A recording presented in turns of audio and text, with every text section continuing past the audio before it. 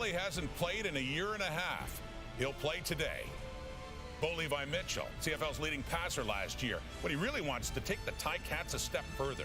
Wynton McManus, defensive leader in Toronto. Now he's taken his business down the road to Hamilton. But Adarius Pickett back in double blue to help fill the void. We're going to see them all. Argos Ticats preseason play coming up on TSN.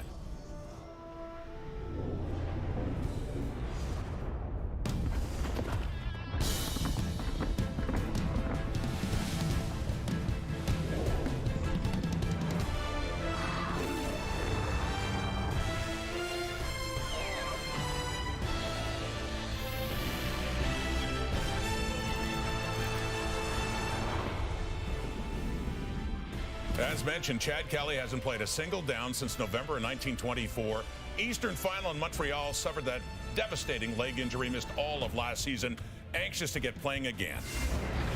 Here we go. We got Wynton McManus has entered the building in Hamilton. They brought him in here to make some plays, Dave, and that is exactly what he plans on doing. A playmaker on defense exits Toronto, and another comes in the front door. The party starter, Adarius Pickett, splash play specialist, is back in double blue. Bo Levi Mitchell really got back the last couple of seasons with the Ticats. Leading passer in the CFL in 2025, nearly 5,300 yards, 36 touchdowns, 11 picks. We should see him for a half today in the rain at Hamilton Stadium. Welcome. The season's getting closer. We can feel it. Just 12 days away till opening night in Hamilton. Welcome to preseason play now. Rod Smith filling in for Kate Burness. She'll be back for the regular season. Enoch Mwamba back as well, as is Dave Naylor. Well, the headliner coming in, Chad Kelly. We remember that devastating broken leg in Montreal, missed all of last year. What are you looking for in this one tonight, Enoch? Rod, every coach is going to talk about, hey, we got to win every game that we play. Well, guess what? With Chad Kelly in a situation that he's in right now, there are a couple of wins that you need to have. The first thing is you want to make sure that however long he plays in this game, Dave, he's got to stay healthy. He's got to make sure that when he walks off and after his last play, he's not limping off the field. But also, the other thing that would be a huge win for this Toronto Argonauts team is Chad Kelly just showing some flashes, completing some throws, throwing us some Chad Kelly plays on the field. Not necessarily being getting out of the pocket and doing all these crazy things that we know Chad Kelly also can do. But today it's just about, can you get into a little bit of a rhythm? Yeah, you know, we're going to watch his mobility a bit. He told us when we were at practice, he said he thinks he's actually quicker and more mobile after the recovery. We'll see if that, because it was a complicated injury that he had. Also want to see just the leadership dynamic on the field. What's the body language like? What's the energy? I mean, this is getting a good offseason for Chad Kelly. He got cleared back in January, and they hired his quarterback coach as the head coach. I think if you were making a list of people that endorsed that hiring, Chad Kelly would have been top of the list. Well, one of the goals is to keep the players healthy. Slick field, rainy day in Hamilton for this first preseason game for these two teams. Marshall Ferguson and Paul Lapalisse will have the call coming up from the Hammer here on TSN. Chad Kelly, he's showing that he belongs. Look at the yard strength. Chad Kelly sends BMO into a frenzy. All the hype about Chad Kelly is warranted. Who throws a better deep ball than Bo Levi Mitchell? Maybe nobody. Bo Levi just in another world. Doesn't matter who he's got in the game. He finds who's open, delivers the ball with accuracy. We are seeing vintage Bo right now.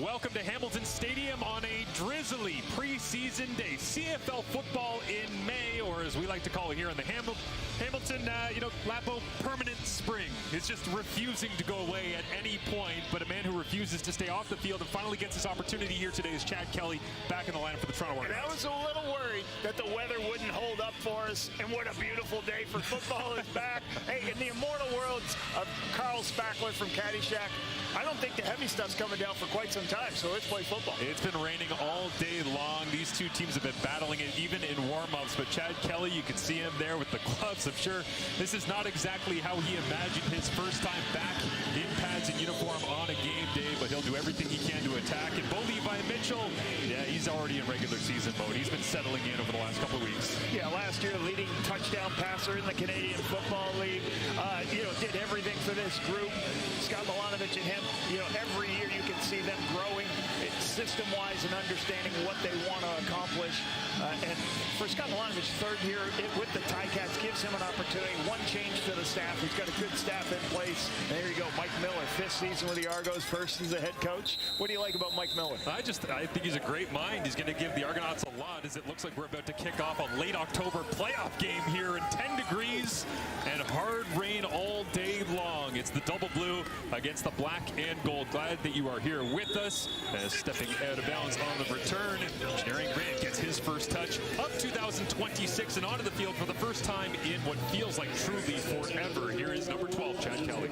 Yeah, for Chad Kelly, training camp, all the reports is done a really good job pushing the ball downfield, getting opportunities. Now, the Argonauts do want to run the football better.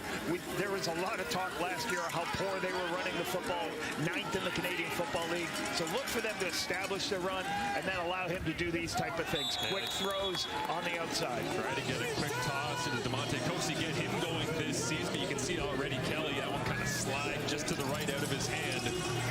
As our crew is right down there in the middle of the mayhem throughout the afternoon. We appreciate each and every one of them getting these shots for us, or what they can get shots of through the rain and the drizzle and what feels like a midday fog that's descended on Hamilton Stadium. I got a feel on Labor Day at this stadium between these two teams is going to look a heck of a lot different than this one. 4-man rush as Kelly rolls to his right, gets completion. It's Dave Unger making the grab, and he's wrapped up. Looks like just at the sticks, and they will move them. A first down completion there from Kelly. One of the most underrated things about Chad Kelly when you watch him on film is he moves way better than people give him credit. He can move to the right. You see the contain breaks down, a little bit of pressure in the front of the pocket. He escapes to his right, gets the first down. He did a great job the last couple of years using his legs to create extra opportunities. Samari Walton makes the tackle. First year CFLers, that one up for grabs. And Stavros Katsantonis had the best opportunity at it. Is, yes, one of the many former Toronto Argonauts, Jamal Peters, knocks it away incomplete on contact. You can see Chad Kelly, this is what they call their RPO system, where they have a run called, but if there's no linebacker in that throwing lane, Chad's got the opportunity to just go throw it out there. We have Coatsy out there in a one-on-one situation as a really good big receiver, just missed with able to catch that football in the rain. Long time in the pocket here for Kelly, decides to pull it down, pumps, now he'll run for the first time since coming back off the injury. And Chad slides his way across the 40-yard line and moves the chains once again as we get a little bit of the mobility you speak of, Lapo, coming off the injury. And that's going to be a big change for this Argonaut offense from one season ago. Nick Arbuckle, a very good progression reading, going through your checks, not going to run as much. Chad will pull the ball down like this, and that's a nightmare for defenses. Can't get in a rhythm when you do everything possible, and then he just takes off when you're in coverage. So they'll go inside run here on first down. It was Tyler Common out of Emporia State. First year with the Argonauts, got the key block downfield to open up Chad Kelly. There's an interesting battle going on right now with the Toronto Argonauts in their receiving room, because you have DeMars Daniels deciding to retire, a couple of players moving on to different places, and all of a sudden, at American receiver, there are a lot of guys that don't have a ton of reps in this lineup.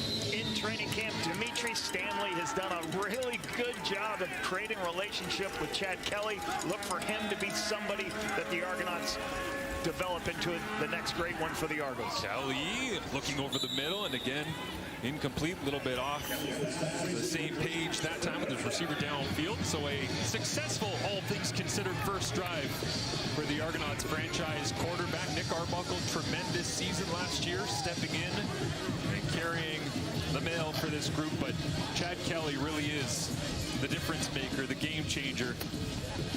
And everybody in double blue knows that, as Liram Hairolahu comes out after a solid season last year for the double blue. This one from 48 yards away into a bit of that drifting wind.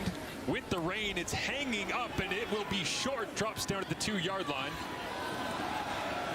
And Hamilton with Mario Alford at the return controls, cuts back across the 40 to the 50, across midfield as a flag is down.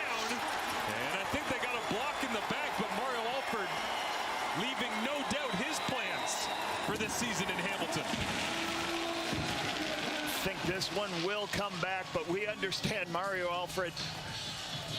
Some of the reasons they brought him in here is most outstanding player in the league for the Saskatchewan Roughriders on special teams a couple of years ago. Gives them that illegal block.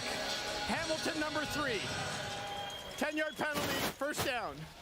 Gives them that great player in the return game. And obviously, the missed field goal is one of the most explosive plays in the Canadian Football League. You can see that block right in the back there that caused the 6 points come off the board. 4th year in Hamilton after an illustrious career with the Calgary Stampeders. And you see what he's done the last 2 years that he has been healthy and firing on every single cylinder imaginable. At least as Bo Levi Mitchell over 10K in 2 years. And what's amazing about that almost 11,000 yards is one of the things Scott Milanovic wanted him to do is, hey, you don't have to take all the shots downfield. When those develop, take the shots, but make sure you check the ball down when you can. So he is the best in the business of seeing the deep shot opportunities and taking them downfield. Mitchell will begin by handing it off. Expect to see plenty of this today, not just because of the conditions, but also because there is a deep running back battle going on throughout training camp as Isaac D'Arcangelo steps into the middle and makes the play immediately. But plenty of handoffs here as they try to sort out exactly what the plan is after losing their starting man down the road to Ottawa in free agency and Greg Bell. You can see Hamilton going with tempo and no huddle real quick. Gets set up to the line. Mitchell trying to avoid a quick 2-and-out. He gets hit low as he throws. It pops up in the air and somehow falls into the waiting hands as that's Keandre Smith. Yes, taking a big step in his development last year with the Tiger Cats. It'll be a gain of 13 as Bo Levi Mitchell getting an awkward one here in the soggy turf of Hamilton Stadium. Had to wait a little bit because there's a little bit of a double move there on the outside. But Keandre Smith turns the halfback around and then was able to get out on the outcut for a nice completion for the first. Trevor Reed, the left tackle, starting here today, got put on skates and just thrown backwards as they'll hand it off going to that left-hand side. Carey goes around Tree the third as he gets the lead argument in the battle to be the main man in the backfield here in black and gold. Yeah, a team last year, 7th in the Canadian Football League in rushing, 92 yards a game. You know, they would like more, but also you've got really good receivers. You've got Bo Levi Mitchell. You're not going to keep fighting it until you want to make sure you really get the ball to your most productive players, and I think they felt there was more the receiving core and the quarterback than the run game. Absolutely. Keandre Smith motions across the formation and they'll hand it off to that left-hand side once again on 2nd and medium, and the Toronto defense steps up in the middle as Larry Roundtree introduces himself to the QEW rivalry. And Andrew Chatfield right in the middle of it, Lapo. Yeah, and you can see, you know, really a lot of change on this defensive line. Isaac D'Arcangelo has got to go inside, be a defender, and you can see the strength of Chatfield being able to just throw the defensive lineman, offensive lineman out of the way and make the play. That's what a defensive lineman's got to do. Bench press the offensive lineman off, throw him out of the way, and go make the play. Great play by Chatfield right there. Jerry Great catches it inside his own 30, going nowhere. Coverage down the field. Excellent that time around as a 48-yard punt. Quavian White is right down the field alongside Robert Pannebaker, the Canadian out of Western in his 3rd year after being drafted 40th overall by the Cats.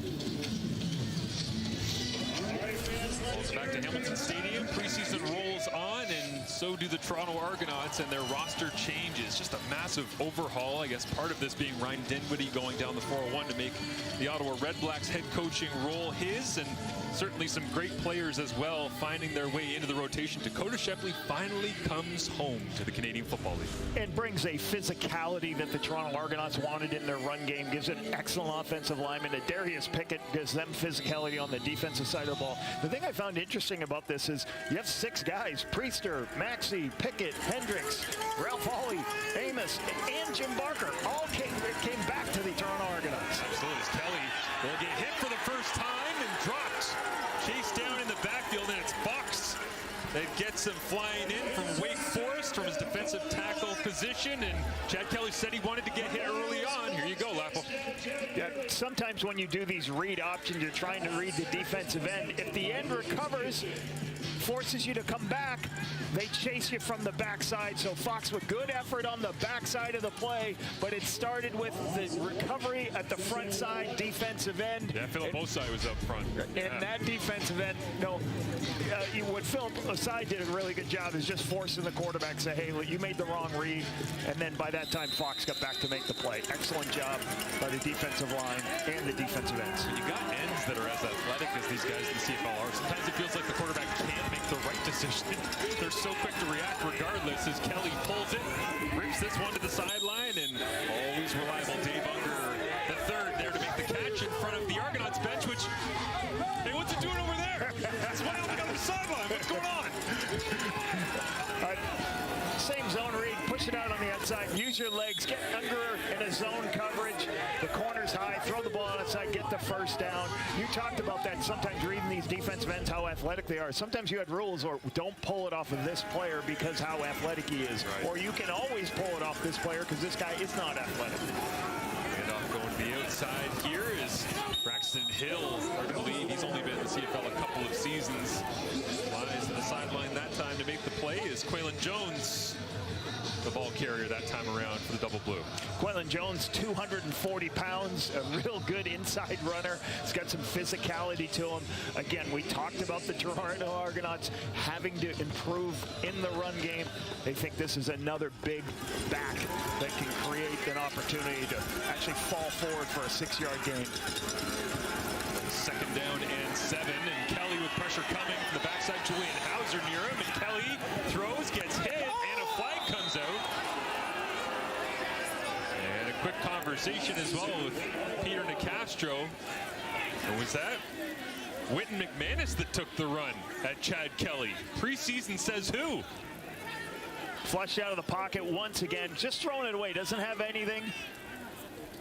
Wynton. Major foul, roughing the passer. Hamilton, number 48. The best thing Wynton could have done is maybe just hold him up as he's climbing in there. He sees him drop down a little bit, but just try not to go through him. Just hold him up if you can. Yeah, Wynton McManus, a huge signing for the Tiger Cats. As the Argonauts had to spend, you hear Michael Clemens say, sooner or later we ran out of money, and this is a great player. We couldn't pay him.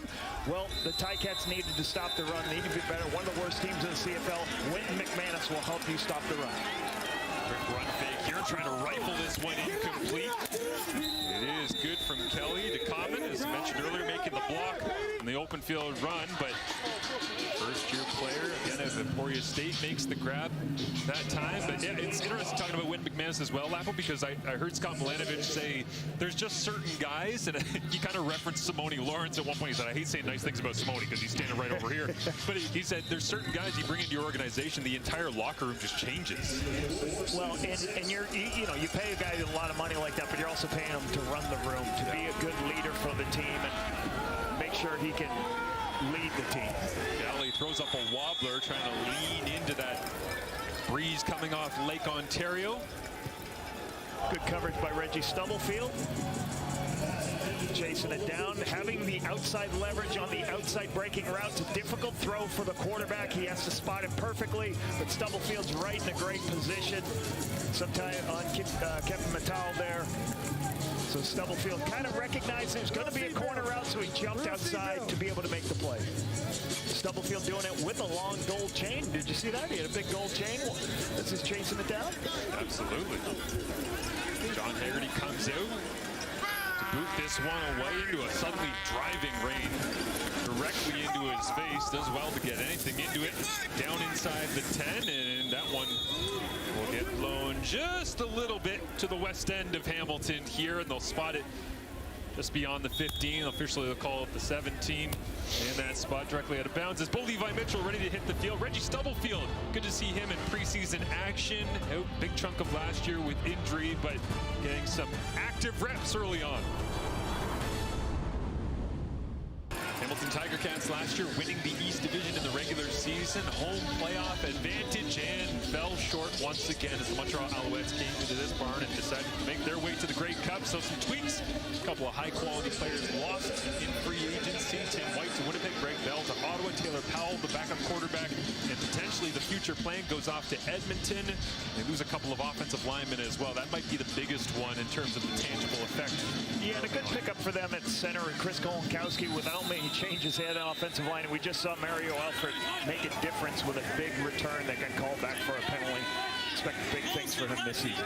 Here's Larry Roundtree, the third in the backfield, alongside Bo Levi Mitchell to start another drive for the Tiger Cats as Bo leaves this one out. Looks like Carrick Wheatfall makes the grab and just crosses the 30-yard line, calling a gain of 4 or 5. Really good chase. These screen passes in the rain, you try to get the ball out on the perimeter, make your defensive line chase across the field. And the one thing you talk to some of the coaches for the Argonauts, they feel they are much faster in Toronto on defense. They're chasing, running to the football, and they're a much faster unit than playing. They've been playing with the intensity that they really like. They got to improve defensively last year. One of the worst defenses in the Canadian Football League. Communication, rolling the coverage that time, and both goes into it. Keandre Smith makes the grab and steps out of bounds down the far sideline. They were trying to figure out whether to bump, whether to rotate on the back end, and Keandre Smith said, I'll just run a little corner route and get wide open. Caught him in man coverage, and then when everybody kind of presses up, and you can see Keandre Smith gets inside leverage on an outside breaking route. You're always quarterbacks looking for the leverage that can win.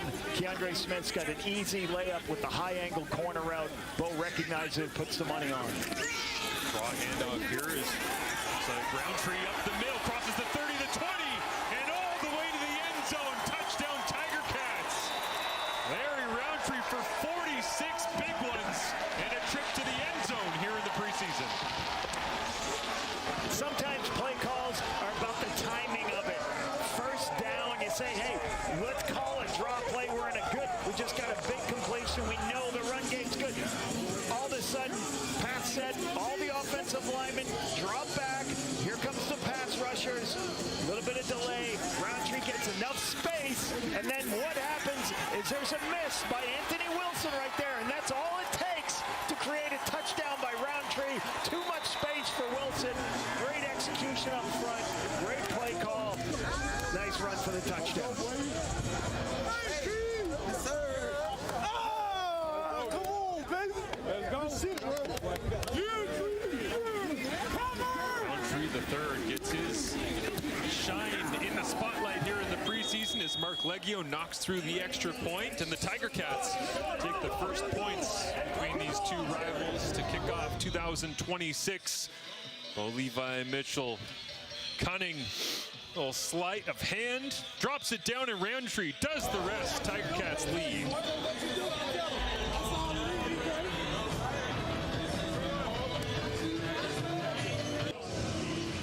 It has been a long road back for Chad Kelly after the injury that he suffered against the Montreal Alouettes back in the 2024 Eastern Final. It has not been an easy one. For the first time, let's head down to the sidelines. Danielle Bain is with us. Danielle.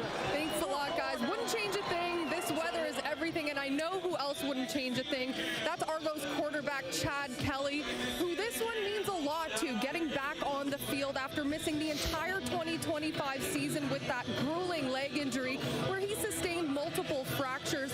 And one of the biggest storylines heading into this season for the Argos is how would Kelly respond after being away from game action for that long? We know his arm is good, but would he be able to move around the way that he used to? Now, speaking with TSN's Dave Naylor just last week, Kelly said that the lead up to this has been mentally tough, but physically, he can do everything he wants to and more. He says he might have even gotten a little bit quicker, guys. And, you know, it's only a small sample size so far, but he did have that run early in the first quarter, and it's great to see him back healthy. Yeah, thank you, Danielle. Appreciate it. And enjoy the sidelines as well. Shinani does World Cup stuff, and all of a sudden we throw Danielle in the rain. That doesn't seem fair, but yeah, the twists and turns of the Toronto Argonauts at quarterback in 2024, of course, Dukes, Kelly, and Arbuckle getting that. That was a bit of a big one. I don't know if you're familiar with the one that came in. Grey Cup win right there and MVP as it comes in. Nick Arbuckle on the field as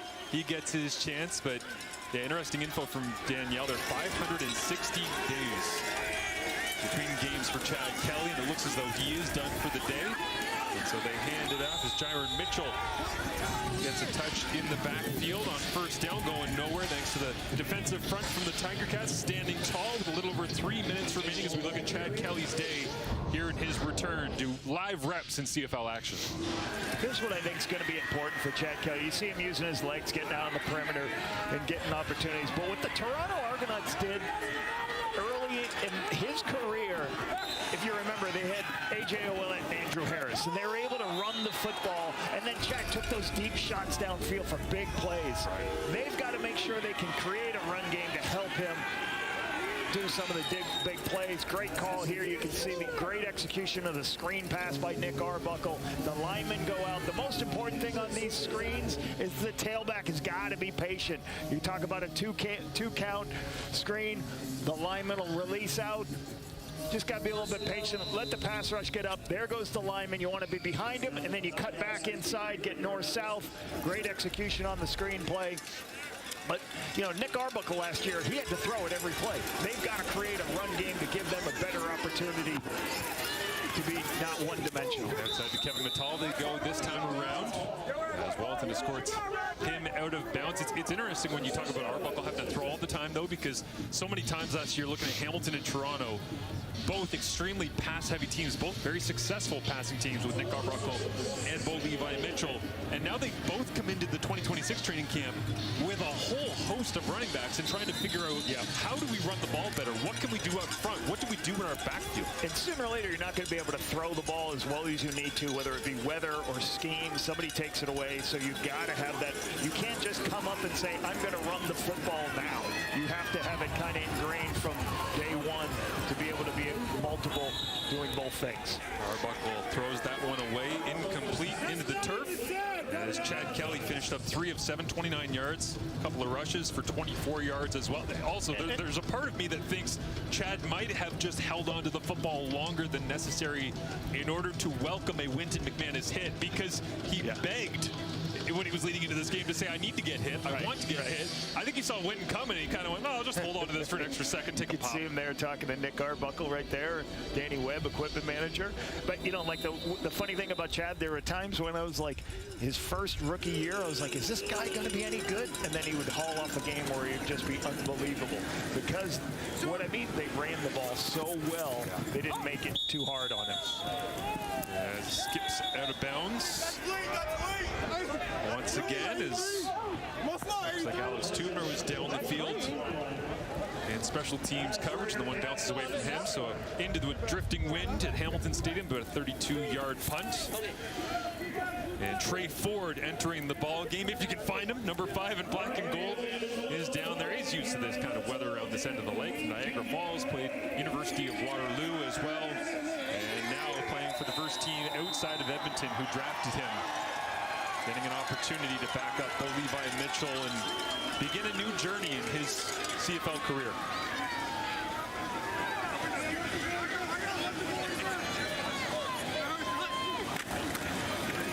As Roundtree, the touchdown maker in the backfield, but Trey pulls and runs, one of the most dynamic athletes in the Canadian Football League at large, regardless of position. 12-yard gain makes it look so easy here as he's reading right off that edge. Read the edge. Deshaun Amos bends too far on the outside, comes in. Trey recognizes it, says there's nobody defeating the edge. I'm going to pull and get the ball on the outside. Easy read for Trey. Get a nice, easy 10-yard gain on the perimeter. The legs aren't an issue. We got to make sure he can throw the ball better in the pocket to be a consistent starter in the Canadian Football League. Ford hands off inside. Roundtree puts a shoulder down. As flying down from free safety, that's Anthony Wilson, who gets the start on the back end. Derek Sluka listed as the backup at Sam linebacker. And so Trey Ford begins his opportunity with a rush-heavy attack for the Hamilton Tiger Cats that have an early lead in their first preseason game. Did the dress rehearsal, the scrimmage, black and gold game against each other last week. Now at their stadium against a team they know oh so well. They get the first punch with Larry Roundtree into the end zone. More from Hamilton when we return. And they come to West Hamilton Stadium. In a very wet Hamilton Stadium. Yeah, with the stats, you take a look at this here. You know, the biggest play in my mind, you know, certainly for Hamilton, you know, they get that nice touchdown early. Then they get the missed field goal return all the way, comes back for a penalty. But I'm looking forward to watching Trey Ford Marshall. I want to see what he can do from a development standpoint. This is a big year for Trey Ford. Scott Milanovic is as good a coach to teach him how to throw in the pocket, how to get his feet aligned. And what does that mean? Well, there's a certain timing in the West Coast offense where it's time to throw the football. You get to the top of your drop, the ball comes out of your hands, or you move your feet to the next throw and stay in the pocket and make your throws. That's what this system, he needs to be good at this system, and he's got a great teacher in Scott Milanovic to do that. Hey, I'm back. You're back. His mic was off a little bit. The weather here is wild. Weather is slowing things down. I don't know what we're going to name the lake after that's standing at our feet inside the booth, but it killed the wires on that last headset. So the MVP of this broadcast is my laminator. Well, because it's the audio staff saving my backside for hopping on a different one. But yeah, if this stuff wasn't laminated, it'd be a tough day. Yeah, our stats men here, Glenn Gibson and John Proberg, battling uphill against the weather, but just like the players on the field. So one early thing of the Argos, doing a pretty good job against the run game, see him flying around, making some plays on defense, an area they had to improve in this year. See Trey behind on this throw on the post in the middle of the field. And we talk about the weather, Lapo. It's almost unfortunate that the weather is like this for Trey, because this is the type of game, if it was in the regular season and you said, this is what our roster is, this is what we're going with, that Trey would be such an asset, because you got to run the football and you got to be able to use your legs and mix and match packages.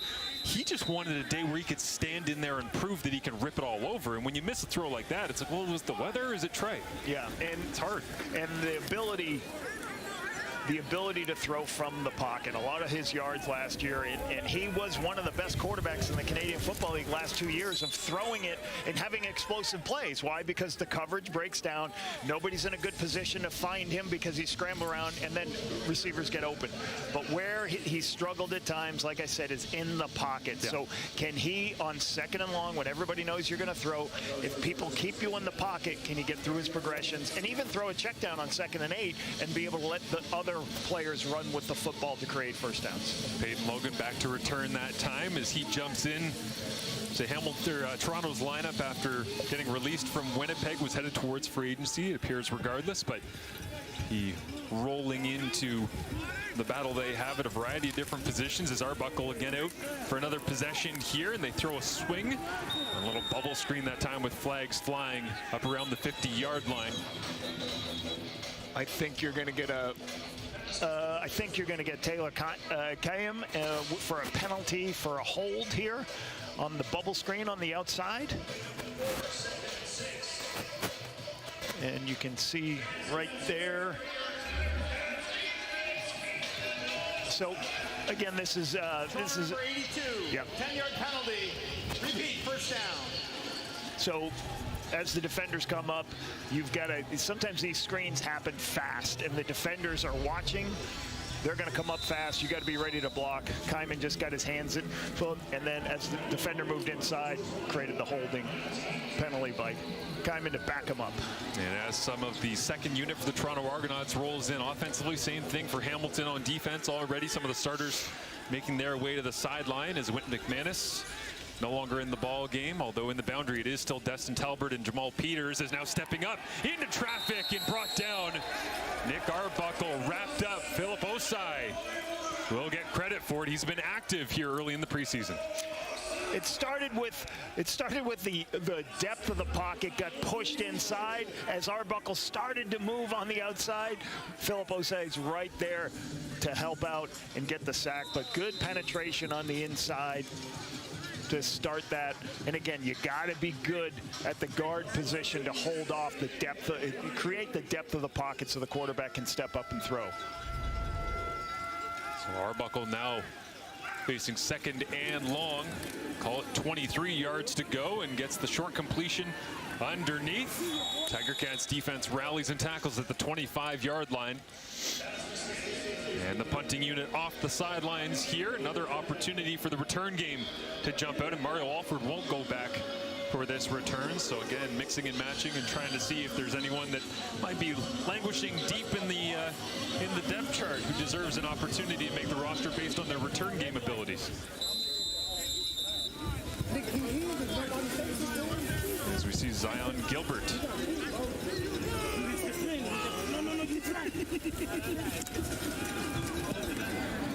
Haggerty end over end kick, drops down at the 40, takes a quick hop directly at Gilbert, who picks it up and returns it back to around the 38, 37-yard line. Good coverage down the field once again on special teams. James Neal there trying to make a name for himself. It's Quaylen Jones as well. And Bo Levi Mitchell. Looks like he's done for the day. Trey Ford, signal caller here in Hamilton. Watch the CFC Prospect game Monday as the country's top football prospects battle it out on the national stage. Catch all the action at 8 Eastern, 5 Pacific on TSN. Right here, your home for Canadian football. Looking forward to seeing those young, talented players. It's actually this week visited a couple of the different practices that they had going on. And some of the body types that you see at the high school level now, just unbelievable. Like 6'2" kids, they got big arms and shoulders and all the rest. As this one tipped at the line of scrimmage and incomplete, looking for Kenny Lawler, trying to get 89 into the flow of things. Well, Lapo, you're involved with that game coming up on Monday. Yeah, I'm going to be the head coach and be able to go against the Milton Steagles. So Steagles won the last 3, so looking to upset Steagle and take the trophy home. But a great experience to go work with some of the best players in the country. And at practices there are a lot of coaches from universities looking to scout some of these players and take them to their colleges and develop them. 4-man rush. Trey Ford steps up with a bit of a quarterback spy on him and takes a pop on second down. He'll be short of the sticks. Punting unit comes out. Is that like an opportunity for Trey Ford to show off his athleticism, but they were sitting right there waiting for it, almost game plan? Well, you can see Aaron Casey starts to rush and he drops, and then he's got an eye toward Trey Ford, and then he just falls back in and makes a nice tackle on Trey Ford. Trey Ford didn't have enough space to make a miss, so Aaron Casey dropping out from the line of scrimmage, looking at coverage, but then seeing the scramble and making the play. Peyton Logan back to return once again.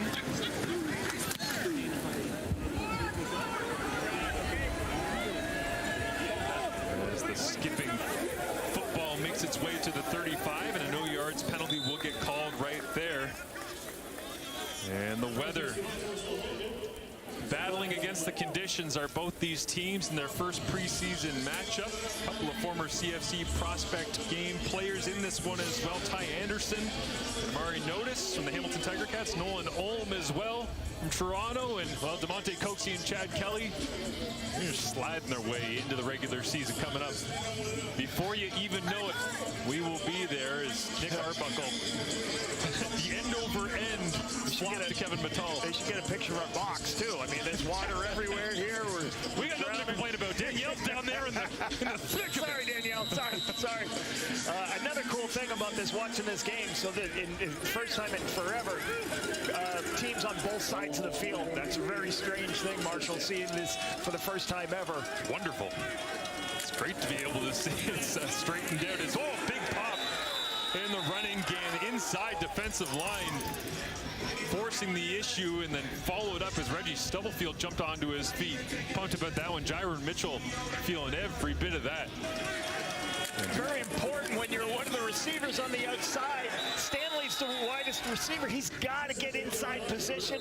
Sometimes you end up worrying about just making your block, but you got to be in a position where you can jump inside. Real good play by Stubblefield, jumping inside and making the play. Arbuckle takes the snap, little sidearm delivery and knocked away Incomplete. Was that Braxton Hill making his way all the way out?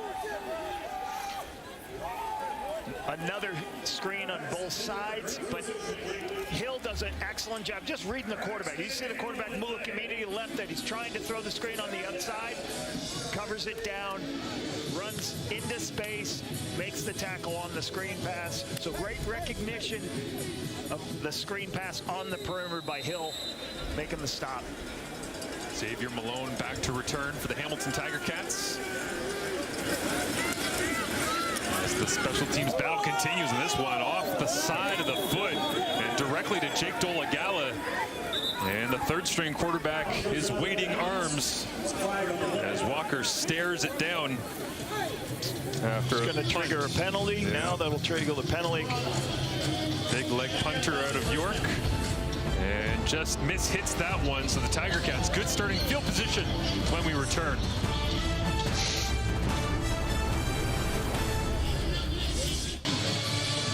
Welcome back to Hamilton Stadium as the Tiger Cats and the Argonauts continue with the weather lashing both sidelines, but good to see they are on different sidelines. There's lots of changes here in 2026. Of course, more of them coming in 2027, but make our way through a couple of these here in the preseason of ones that have caught your eye, Paul Lapalisse, including the 35-second play clock outside of the final 3 minutes.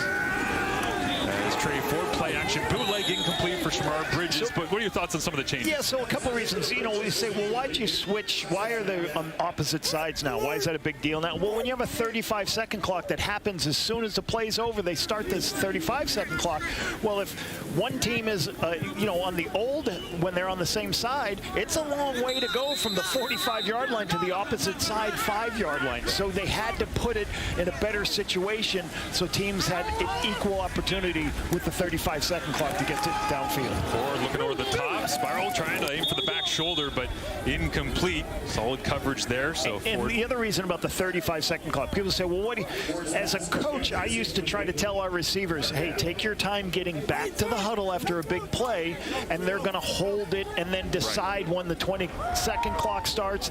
The difference this year is, hey, as soon as the play's over, we're going to start the 35-second clock, because different crews started their 20-second clock at different times, and that makes it hard to figure out, well, what are we doing from a timing standpoint? Why is this game different than the others? So that's some of the changes to get more consistency of what the timing is going to be. As Peyton Logan drops this one, trying to field the punt, and who got on top? Well, barely. Logan does dive his way back onto the football as Panabaker once again. Panabaker almost made that play. Down the field, 24 on 24. And it was up for grabs for a moment, but Logan able to hold on to it. I got to imagine as well, you're talking about the benches and being on separate sides. How weird do you think it is right now for longtime Tiger Cats as they're standing at what used to be Toronto's sideline in so many battles here at, you know, whether it was Tim Hortons Field, now Hamilton Stadium. And as soon as you start crossing your own 50, there would be somebody to go, hey, your side. Right. And one of the hardest things to happen is when you go to your big team and you got your offensive lineman trying to run 60 yards to go all the way down to the goal line. Those are things that had to change. Pressure coming from the Ticats. Arbuckle rolls away from it, completes the pass out to the 15. Good battle that time. On the receiving end, looks like it was Ed Woods, yes, or Rogers. Marcus Rogers here. So this was a shark attack. We got the snow. They had a Sam linebacker in the field, halfback blitzing off the edge. I used to call that a shark because of the Sam and the H. Rogers is the receiver on the other side of the field. Nick recognized it, knew he had a slant, threw the slant. Good recognition by Nick to get the ball into Rogers' hands for the first down. Arbuckle with some added protection this time. Hands it off once again. Philip Osai still in the ball game. He's getting a whole bunch of reps in this first half and making the most of all of them. As we've also seen Julian Hauser stand out defensive end, getting a lot of work here alongside Braxton Hill, who continues to man that middle linebacker position after Whit McManus heads to the sideline. And Ryan Baker in there as well, filling the void all over. You know, and if we got 6 minutes left in this clock in the second quarter, we do know the league did a very good thing of with 3 minutes left in the half. The last 3 minutes, the 20-second clock is going to go back, so the clock will stop after every play to give us those end of half, end of games, great CFL games. As Arbuckle lets this one go, and just off the fingertips, incomplete. On the outside, there is Nolan Holm, who's one of those CFC Prospect Game alumni.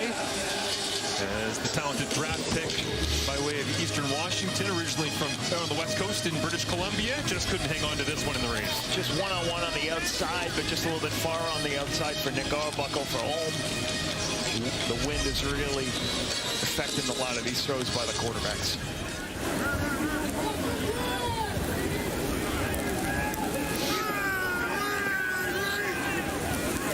Donovan, the special teams coordinator for the Argonauts, watches on. Last time a short kick to the right. Once again, this one dribbles down into the 45-yard line or so. Flags on the backside. We'll clean them up on the other side as the Hamilton Tiger Cats 7-0 lead. Nick Arbuckle hoping to get the double blue on the board here in early preseason action. Wynton McManus making the journey down the QEW. We've seen it so many times. Here he is with the Toronto Argonauts with more on his story. Here is Danielle Bain. Thanks, guys. After 4 seasons with the Argos, Wynton McManus shocked CFL fans when he signed with rival Hamilton in the offseason. He had 2 Grey Cup championships with the Argos and became a huge part of the team's leadership core in his time there. After his departure, Argos GM Pinball Clemens kind of described him as someone that doesn't come around that often, saying that he appreciates everyone that comes through the door, but some players are different. They leave an indelible mark on your life, and Wynton McManus fits that mold. This is just a preseason game, but he's getting that first taste of the rivalry on the other side. And earlier in training camp, he said that he feels right at home already with the Ticats. He loves the way these guys train, and that there's no better fan base than in Hamilton. It certainly seemed when I was at Tiger Cats training camp last week that he was very comfortable. Did the toothpick make the trip down the QEW is the real question. And the interesting thing, this defense did improve dramatically in year 1 with Brent Munson. One area worst in the Canadian Football League in rushing yards, 111 yards a game. That's why you bring Wynton McManus in. He will be able to help stop the run and help them improve in one of those areas defensively for Brent Munson's defense. Darius Pickett coming back to Toronto from Ottawa is falling down in the open field. It is Larry Roundtree the third, but it really makes you wonder, like, you got Pickett doing his thing in Ottawa. Man, he's amazing. He comes back to Toronto. Oh, they lost Wynton McManus. I mean, McManus and Pickett together, I mean, it's a lot of money, but it would have been a heck of a duo to go with Cameron Judge and all the rest at this point. I mean, that's the problem when you have a lot of talent. Obviously, you got a quarterback, you got to get paid. Sooner or later, when you have too much success, you're going to have to give up on good football players. Pickett's another one that Toronto found a home for him. But, you know, like, let's go back to defensively for this Hamilton Tiger Cat group. You know, they were first in the CFL, tied for first in passing TDs. So they got to get better at the run. But against the pass, one of the best in the Canadian Football League. And the biggest thing, you win games when you take the football away. First in the Canadian Football League in takeaways with 44. And, you know, they won the CFL title in turnover margin. That's why the Ticats got first in the East last season, Marshall. And the year before, when Corey Mace was the defensive coordinator with the Argonauts, they were the turnover kings, yes. right? Like, nobody could protect the football. Owen Goss is down for the Argonauts and makes his way onto his feet and heads back to the sideline with 3:46 remaining. Kenny Lawler on that last play. This was a screen pass where they throw the ball to the tailback, and Kenny Lawler came down and cracked on the edge and created the injury. So Kenny Lawler getting a lot of work in the preseason as a screen crack player. Curly Gittins Jr., as we've mentioned earlier as well, in addition to this Tiger Cats roster. So you got Keandre Smith and Curly Gittins Jr. as a couple of talented Canadian pass catchers. Carrick Wheatfall into the lineup, and Kenny Lawler just going wild last year in his first in Hamilton. As Ford looks over the top to Lawler once again, hangs it up and incomplete. Excellent coverage. Right there once again from the Argonauts that is LP Gauthier, the draft pick, making the play that time on the wide side. Yeah, the word out of Toronto's camp, they've really liked what LP's showing up and done in training camp. Big body, able to run down. He's able to run downfield, make a nice play right there. Kenny Lawler is in a decent position, ball just underthrown by Trey Ford a little bit. You know what I love about this? You end up having somebody like Goche who's there that is going up against Kenny Lawler after the last year. He's probably watching him and all these monster games and all. About a month ago, Goche is just at the combine in with a whole bunch of people going, I'm just hoping to get a chance to play in the league. Well, you won a one-on-one rep against Kenny Lawler as we've hit the 3-minute warning. And Goche making the most of his opportunities in the first preseason game for the Toronto Argonauts. As everyone getting into the swing of things before 2026 CFL season kickoff.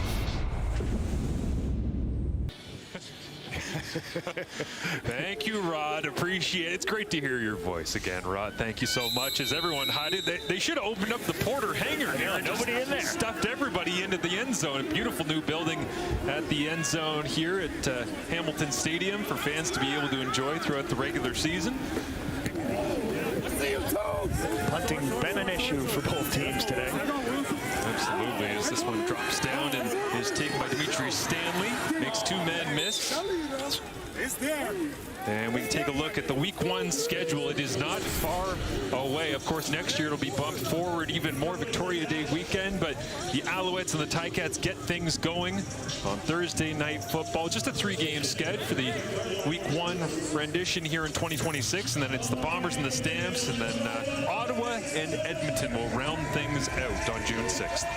Interesting about, as we just came back from break, the 3-minute warning. Normally, previous seasons, you would have gone past the 3-minute warning till the play is over. New rule change. It stops at 3 minutes to conserve a couple extra seconds for the last 3 minutes of the game. Squilla Jones in the backfield puts his head down at the end of the play. It's some physicality off the edge there. Was that Meade getting into the mix? Coming up off the edge for Hamilton. Good read by Jones on what is called an outside zone play. And if the defensive end, you read 1 to 2. If one goes inside, I bounce it outside. Good run on the outside zone to just jump outside as they lose contain.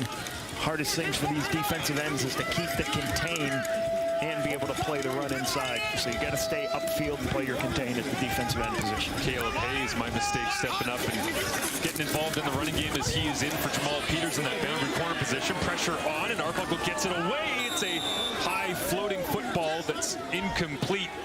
And Tiger Cats defense giving great chase as Lapo left side of the line. You see big move inside Julian Hauser, already giving a little sampling of what's to come in Week 1. Yeah, and Hauser makes a nice inside move. Arbuckle recognized it fine, slides to the left, just a little high for the throw to Janarian Grant. Not a guy you want to throw it high to, right? But Janarian Grant tried to go up, but the rain's getting into him. This is why you sometimes have wet balls in training camp practices for situations like this.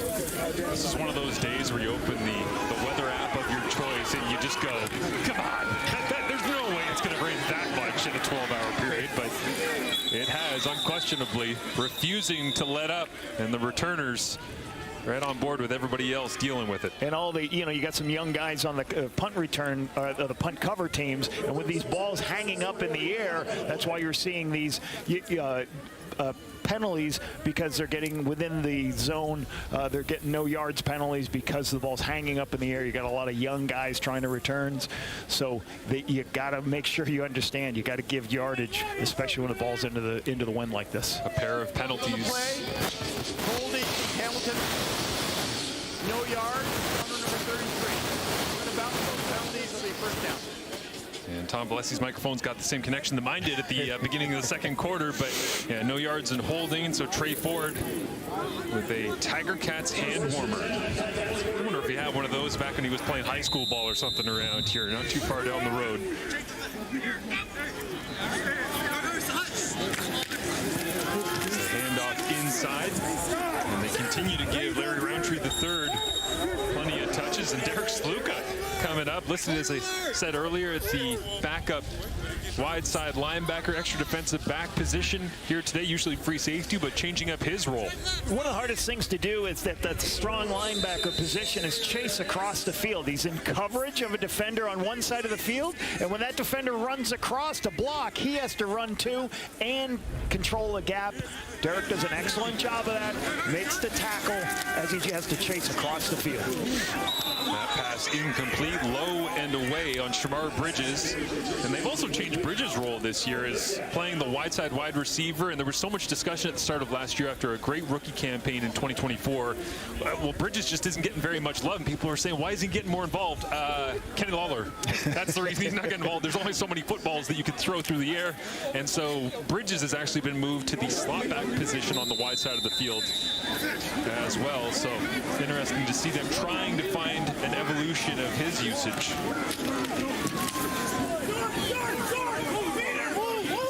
As the punt drops down. And Toronto gets a mini return out of that one. Don't miss the new comedy drama series about holding on when love starts to shrink. The Miniature Wife, starring Elizabeth Banks and Matthew McFadden, is now streaming on Crave. Interesting. I'm not sure how she became a miniature, but we'll have to check it out. Shrunk the Life? I don't know. Yeah, you gotta watch the show, everybody. Figure out how she got shrunk like that. I don't know. Honey, I Shrunk the Kids is a That's classic. Rick Moranis, Canadian Rick Moranis. There's Nick Arbuckle. Big hopes for 2026.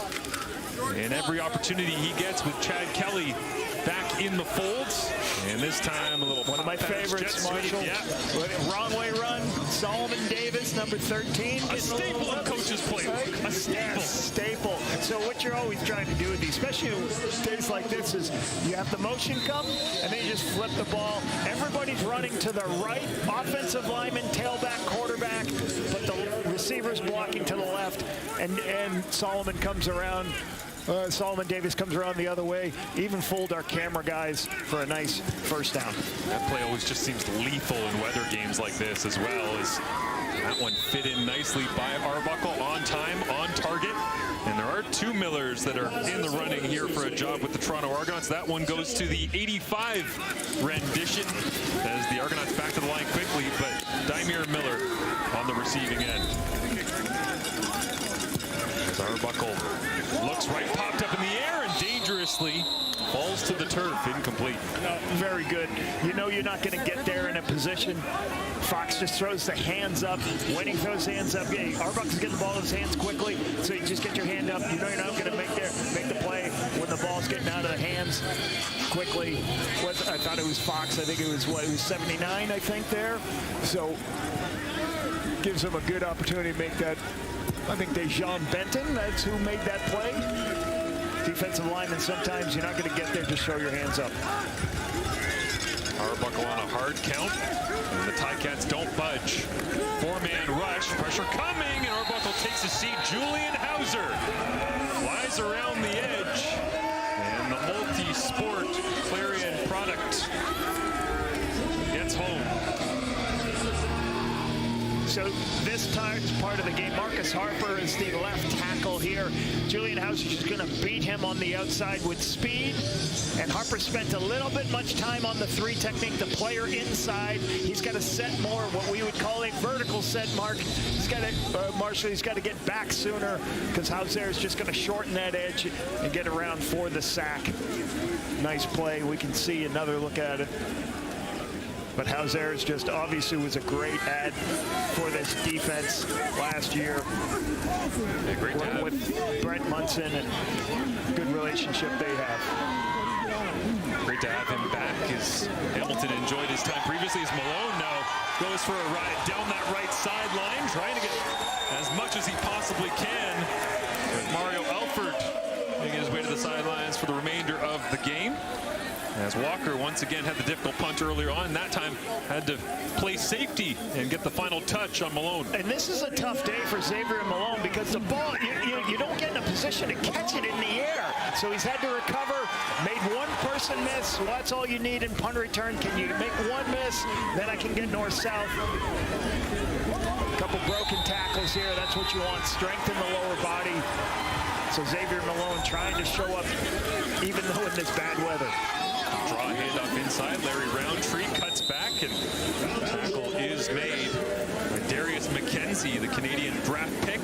Nice Nice tackle by McKenzie. There to South Alabama. I know you enjoyed having to sit down with him at the Combine. Yep. Have a nice discussion from the Ottawa native. And, you know, it's certainly when you have a bunch of offensive linemen coming at you to be able to climb up, jump underneath the lineman, make the tackle. Great play by McKenzie there. And with 5 seconds remaining and the clock rolling, Another first half of the first preseason game. Okay, so we'll take the sticks now. That will do it. So Hamilton with the choice in the second half as Larry Roundtree getting all the reps. In the early battle, we thought we would see a mix and match, maybe series to series, but it's been all 37, and a lot of it was very positive, not just because of the conditions, but he is obviously a downhill power runner. nice plays right here. Couple draw plays get him in on the big touchdown, right? As Roundtree, success in the first half, and he's standing alongside our Danielle Bain. Thanks, guys. You had that big run to kind of get that offense going. How are you seeing things out there right now? Well, first of all glory to God. Blessed to be out here to play this sport I love. Really just the team, just preparation beats luck every time. There's a little play that we like to call, and I got great teammates like my dog, DeAndre, and it's just a vibe. I feel like I'm in my groove, and really just, all glory to God, and really just, that's just a play that we run all the time. Just a little draw and, get up in there and get out. I couldn't get caught, though. I was like, don't get caught. Talk about this team, though. You come out here battling these elements, but guys are just off the walls, excited to be here, and kind of as a family. Yeah, I think, for me, I went to Missouri, so this weather is, great for me, as far as, I remember back then, I think I got the rushing record, got my 1,000 with a rainy game like this, so this brings back memories, but, the guys, we just love to play, we love to compete, we love to come out here and dominate, and it's just really just the standard, we come out here to play, rain, sleet, or snow, we're going to come out here and give it our all. Tiger Cats got to eat, we got to hunt. Thanks so much. Good luck in the second half. We're going to go Tiger Cats. Back to you in the studio, Rod. Thank you, Danielle, and back with Enoch and Dave as well. And yeah, he's been the story. Larry Roundtree's got the touchdown, 46-yarder, and got the personality too. Seems to be embracing this game. Preseason, make a name for yourself. He certainly has. Yeah, and there's an opportunity in Hamilton. I mean, Greg Bell has moved on. You don't see it very often that a team won't bring in at least a veteran back to compete for the job, but that's not been the case in Hamilton. They've got a young back named Shane Watts, I think we're going to see in the second half, who was on their PR last year. But Larry Roundtree, you can see at training camp, he's been doing most of the work with the ones, and there he gets a breakaway. This guy was 30 pounds heavier when he played in the National Football League. He's a 6th-round pick of the LA Chargers, spent some time in the UFL as well, but we were talking about the way he kind of conditioned his body for the CFL. He said, yeah, and one of the knocks on him in the NFL was maybe he wasn't explosive enough, got a little extra step there, and also a very kind of humble guy. We were talking about him again, all-time leading rusher among running backs at the University of Missouri, and comes up to Canada. He said, I'm here as a football player, not as a running back. Whatever they ask me to do, I'm going to do it. I think he's going to be the starting back of the Hamilton Tiger Cats. Well, pretty good audition so far. 9 carries, 86 yards, and that touchdown as well.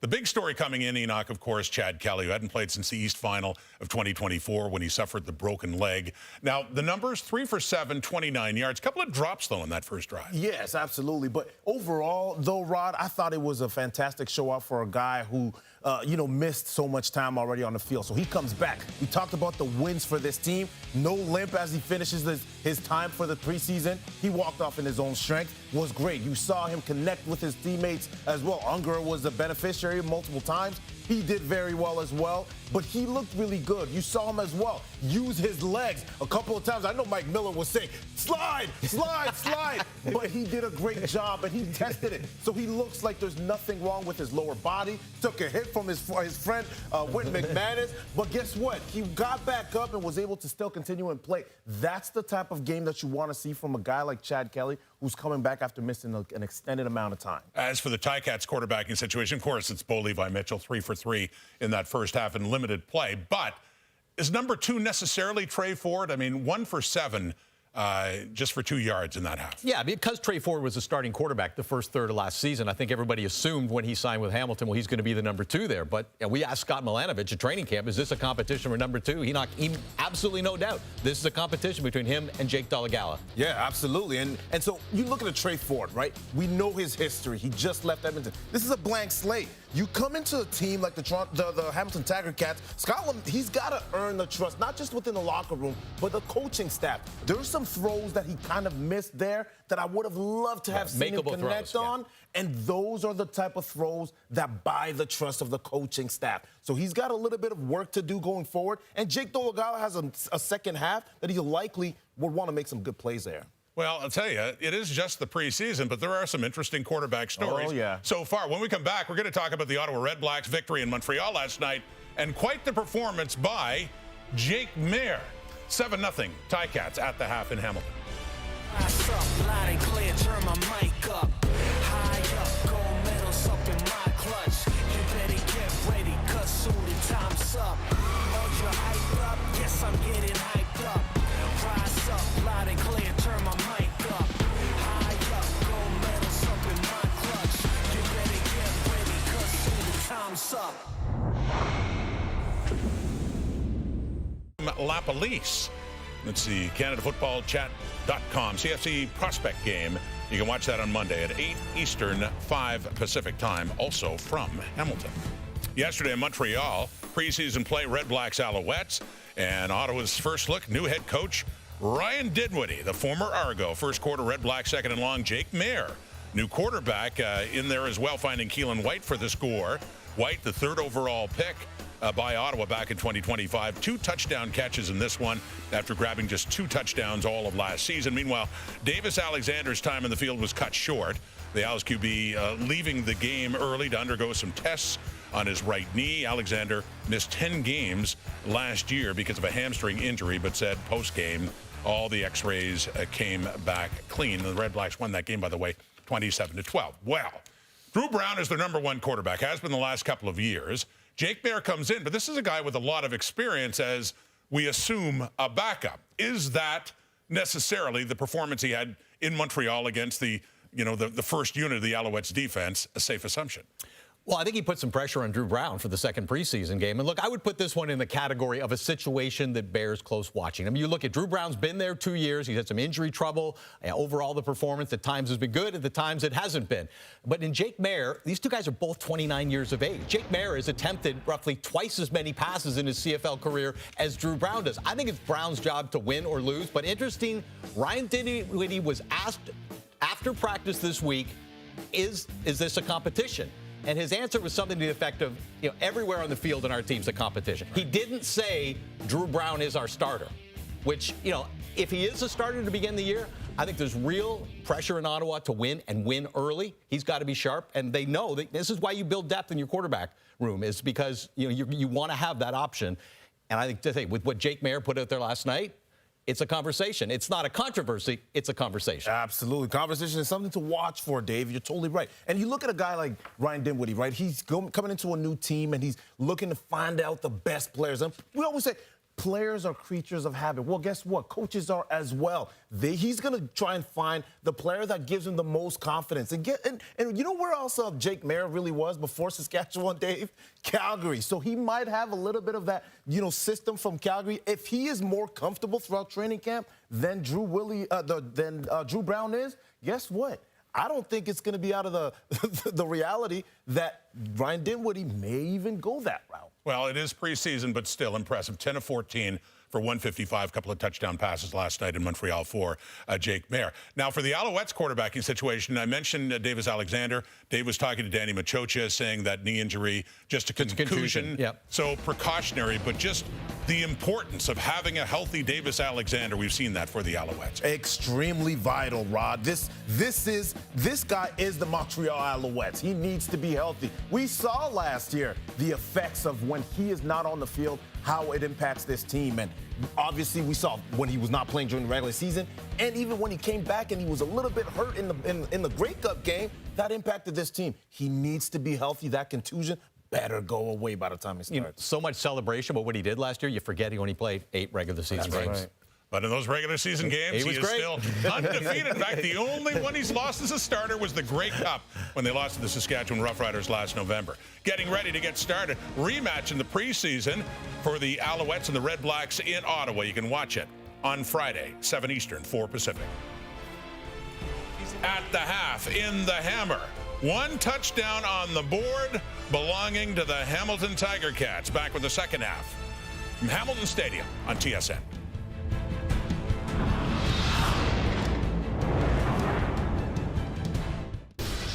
Welcome back to Hamilton as the Toronto Argonauts have entered for a sopping wet battle. And you can see the statistics leaning the way of Hamilton's rushing attack. 154 net yards at this point, but no turnovers as of right now in meaningful reps. It's all on film and it will all count, but it has been the return of Chad Kelly that has stepped in back into the double blue lineup once again in 2026, and he's downstairs with Danielle Bain. Thanks, guys. Chad, I'm sure not even the elements could stop the smile from you. You're back into game action. How is it feeling for you getting out there? Yeah, it feels good just to be out there with the guys, having fun. Obviously, the weather is a little damp out here, but, you know, it was just good to get hit, throw some balls, complete some, and be able to run the ball. And we're just trying to get better each and every day we're out here. You see your former teammate, Winton McManus, on the other side. He even comes at you at that one play. What's it like going up against him now? Man, we're all just trying to get better each and every day.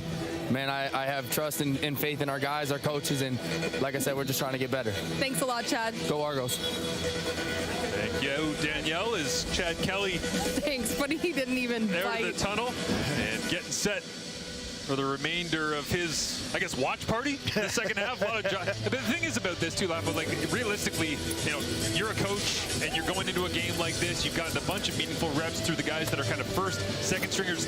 The second half is where somebody's really got to jump out at you in order to make a convincing case to be here deep into camp. Well, and there's a lot of things that have to go on. Let's start with a point. As an offensive coordinator or head coach, I always instructed my staff, like, they had to give me a depth chart, Marshall, of, hey, it's the third quarter. Here's who's playing left tackle, left guard. I want to know which offensive line's in, which running back's in.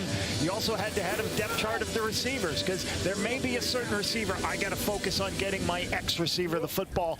You're going to call the plays to get the opportunities, but it's real important knowing who's in the game between the third and the fourth quarters on how you call the game as an offensive coordinator. Here's another example.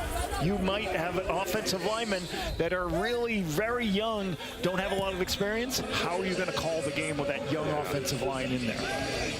As we get a change at the quarterback position, so it went from Chad Kelly to Nick Arbuckle, and now Tucker Horn into the ball game. Second year out of Trinity, 5'10", 220. Division III, you love your D3 QB. D3 quarterbacks. Give him an opportunity to see what he can do. As the rain's starting to calm down, don't want to jinx it, but just for a moment, as Horn steps onto the field, and Quaylen Jones gets the carry, trying to get to the edge outside, and stacked up, thrown backwards that time by Mitchell Agude.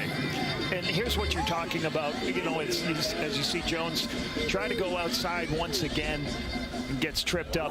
But like this second half, you're trying to get as many reps as possible. You want your offense to stay on the field so you get to run a lot of plays, all right? And then if you don't get a lot of plays, then nobody gets evaluated. Mitchell Agude did a very good job making that block on the edge.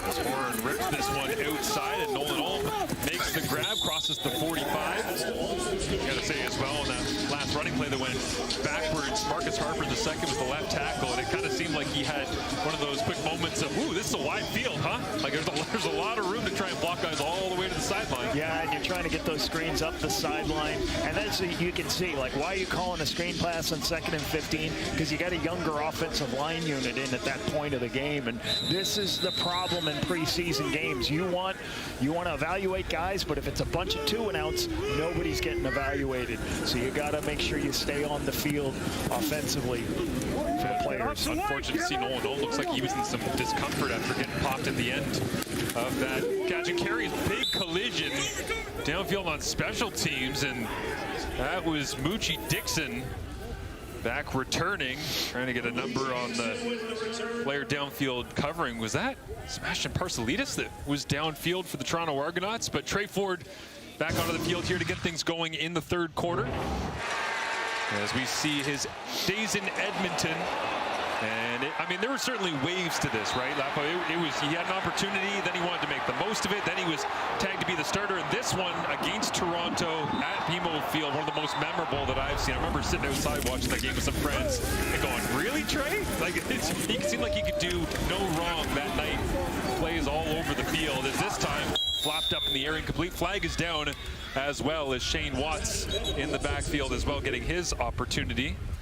One of the most explosive players in the Canadian Football League last couple of years, and again, his ability to make dynamic plays, you can see right here. It looked like a breakdown on what they're doing. Makes people miss in the backfield. Toronto climbs, finds people downfield. Result in a first down. The things he's got to do better, as we talked about earlier, has got to be a better. He's got to lead teams on 12-play drives that aren't just the explosives. Every Elks team, when he was the starter, was amazing at explosive plays because of his ability to use his legs. He's got to be able to put the ball down the field with long drives and not just explosive plays. And maybe trying to fight his way onto the roster here is Shane Watts, who goes for a gain of 3. Some good pop in Tiger Cats training camp, but certainly up against it after Larry Roundtree III had an excellent start to this ball game. Also saw Giovanni Robinson, the intended target on that high pass from Trey Ford, and the second-round draft pick, 16th overall out of Windsor, Ethan John, the backup free safety listed on the depth chart going into this preseason game. He was the one there in coverage to make the play. So Ford looks at 2nd and 7. To the outside, and it is complete with LP Gauthier in coverage. Myron Mitchell making the grab. This is excellent by Trey Ford. Recognizes one-on-one coverage on the outside. Just understands, I've got a one-on-one. I'm going to take my drop. Go progress to throw the outside. Good located ball for the first down. And then they go walk up to the line of scrimmage, go get ready, go no huddle. Good job. Ford, inside handoff. Watts tackled and brought down. There's a pile right there at the point of attack. A couple of extra linemen in as well.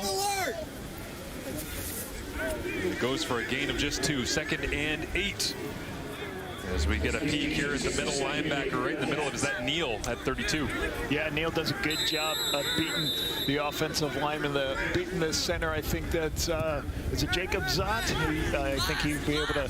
Jacob Zott, the 4th-year player, drafted by the Ottawa Red Blacks. Bounced around, spent some time in Winnipeg as well. Comes here to Hamilton as a 6th offensive lineman. As Ford double move, looks to the outside, up in the air and hanging in that wind. Incomplete. It was Jalen Gill, the intended receiver on the other end. Good recognition by Trey Ford on what is called the slot fade. When you get man coverage, you can recognize it really close because the halfback is close to the line of scrimmage. Runs right by the boundary halfback. The ball just got caught up in the air a little bit. You'd like Gill to be able to make that catch, drop back, know it's short, stop your momentum, drop your hips, and try to take that ball at the highest point. Don't let it come down to hit you. James Caesar in coverage. Has a wobbling low line drive of a punt, skips to the 22. It's picked up there and returned by Dimitri Stanley. 5-6 yards on the play. Coverage solid for both these clubs early on. The special teams, never in doubt. Always important third phase on display here in the preseason. It is Mike Miller getting the head coaching job of the Toronto Argonauts in this offseason as Ryan Dinwiddie made his way down to the Ottawa Red Blacks as they were in action in the preseason last night against the Montreal Alouettes. But a couple of Eastern Finals, a couple of Grey Cup victories as well in 22 and 24. And now Miller trying to put his stamp on what this roster will look like moving forward. You know, I think management obviously understood Coach Miller. Everybody loved Coach Miller in the building, but one of the biggest proponents of him to be the head coach was Chad Kelly. You want that great relationship between your quarterback and your play caller and head coach. So it was an easy ask for them to make that change once Ryan Dinwiddie left. Slippery run that time from Peyton Logan, his former Calgary Stampeder, turned Winnipeg Blue Bomber. now with the Toronto Argonauts, and there's plenty of decisions to be made for Mike Miller as he steps into this role and really does want to kind of put his brand of football or his vision for what the Toronto Argonauts could and should look like.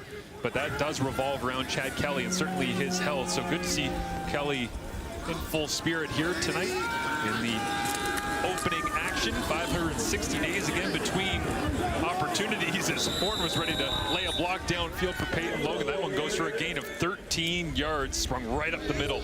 Yeah, Logan's doing a really good job of, as this hole opens up on the backside of the tight zone play, he's able to just follow the blockers, get north-south, good cutoff, jump just inside and get north-south on the tight zone play. You see Stanley making that huge block on the defensive end to open up Peyton Logan there. And, you know, I think Mike Miller did a good job, kept Mickey Donovan on staff, a very well-respected special teams coordinator, brought in Greg Quick from Montreal. And again, they go back to Logan, but yeah, a lot of continuity certainly throughout the coaching staff as they've mixed and matched some different roles and different opportunities. Hogan up. Some young guys too. You got Javon Johnson, the former most outstanding player in the Canadian Football League's coaching defensive backs. Donovan Picard, Kadeem Carey. So you got younger former players that are now on this coaching staff trying to help Toronto rebuild. Horn doing a pretty good job of managing the offense here. Always the job of the third, fourth string quarterback in the preseason so that everybody can get their film. Don't want to be the reason that they didn't get their touches, their reps, their opportunities.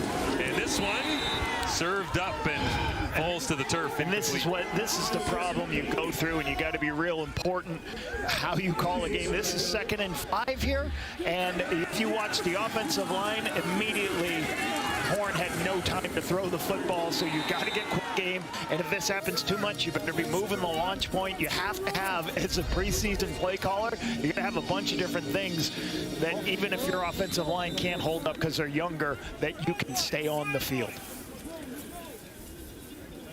Mochi Dixon back to return for the Hamilton Tiger Cats as the punt skyward headed his way as Dixon takes a big pop out of SMU. You can hear all the coaches yelling, short, short, short. Too many penalties in the first half. Trying to do everything they can, give these players the best chance to make the roster in their corners, certainly, as Trey Ford continues to control the Hamilton offense. Is back in action at the Men's World Championship tomorrow, taking on Slovakia at 2 p.m. Eastern, 11 a.m. Pacific. Catch all the action on TSN. How about Norway? Put a little love it, little scare into the Canucks, the World Championship, but no fear here for Trey Ford. He is continuing to take rep after rep after rep. Scott Milanovich wants all the game film he possibly can to understand strengths, weaknesses, and potential usages of number 5, the Canadian quarterback. A little bit of help on the inside. You see big run-stopping defense, and I think Paris Shand helped get involved, the good defensive line player for the Toronto Argonauts. They're very high on as a national starter, possibly. For all of the different changes in free agency and departures and all the rest, Paris Shand coming in on the D-line, Dakota Shepley coming in on the O-line. They just might be okay as Trey Ford wrapped up and thrown down in the backfield. Who's at the bottom of that pile for Toronto? It might be Paris Shand, right? Be part of that process. And it's interesting. Let's go back to talk about, Paris Shand gets a good opportunity, and Jonathan Kongbo is slated to be a starter in one of these defensive end positions. And when you talk about that, Combo said, hey, listen, nobody's given me an opportunity before, but sometimes you need to have a roster for that to happen. Yeah. Now you got Paris Shand. Jeremiah Ojo was drafted last year. Now you have 3 different players, so you can play a national at that defensive end spot because you have multiple guys who can back it up. Good to see Paris Shand who can play inside.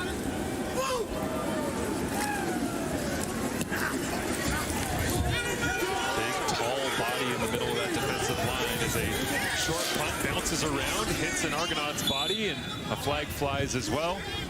As we'll clean that up on the other side. Dimitri Stanley looking for a clean punt to return, trying to put his stamp on the roster, but Paris Shand, you could be seeing a whole heck of a lot of that 92 in the backfield for Toronto this season.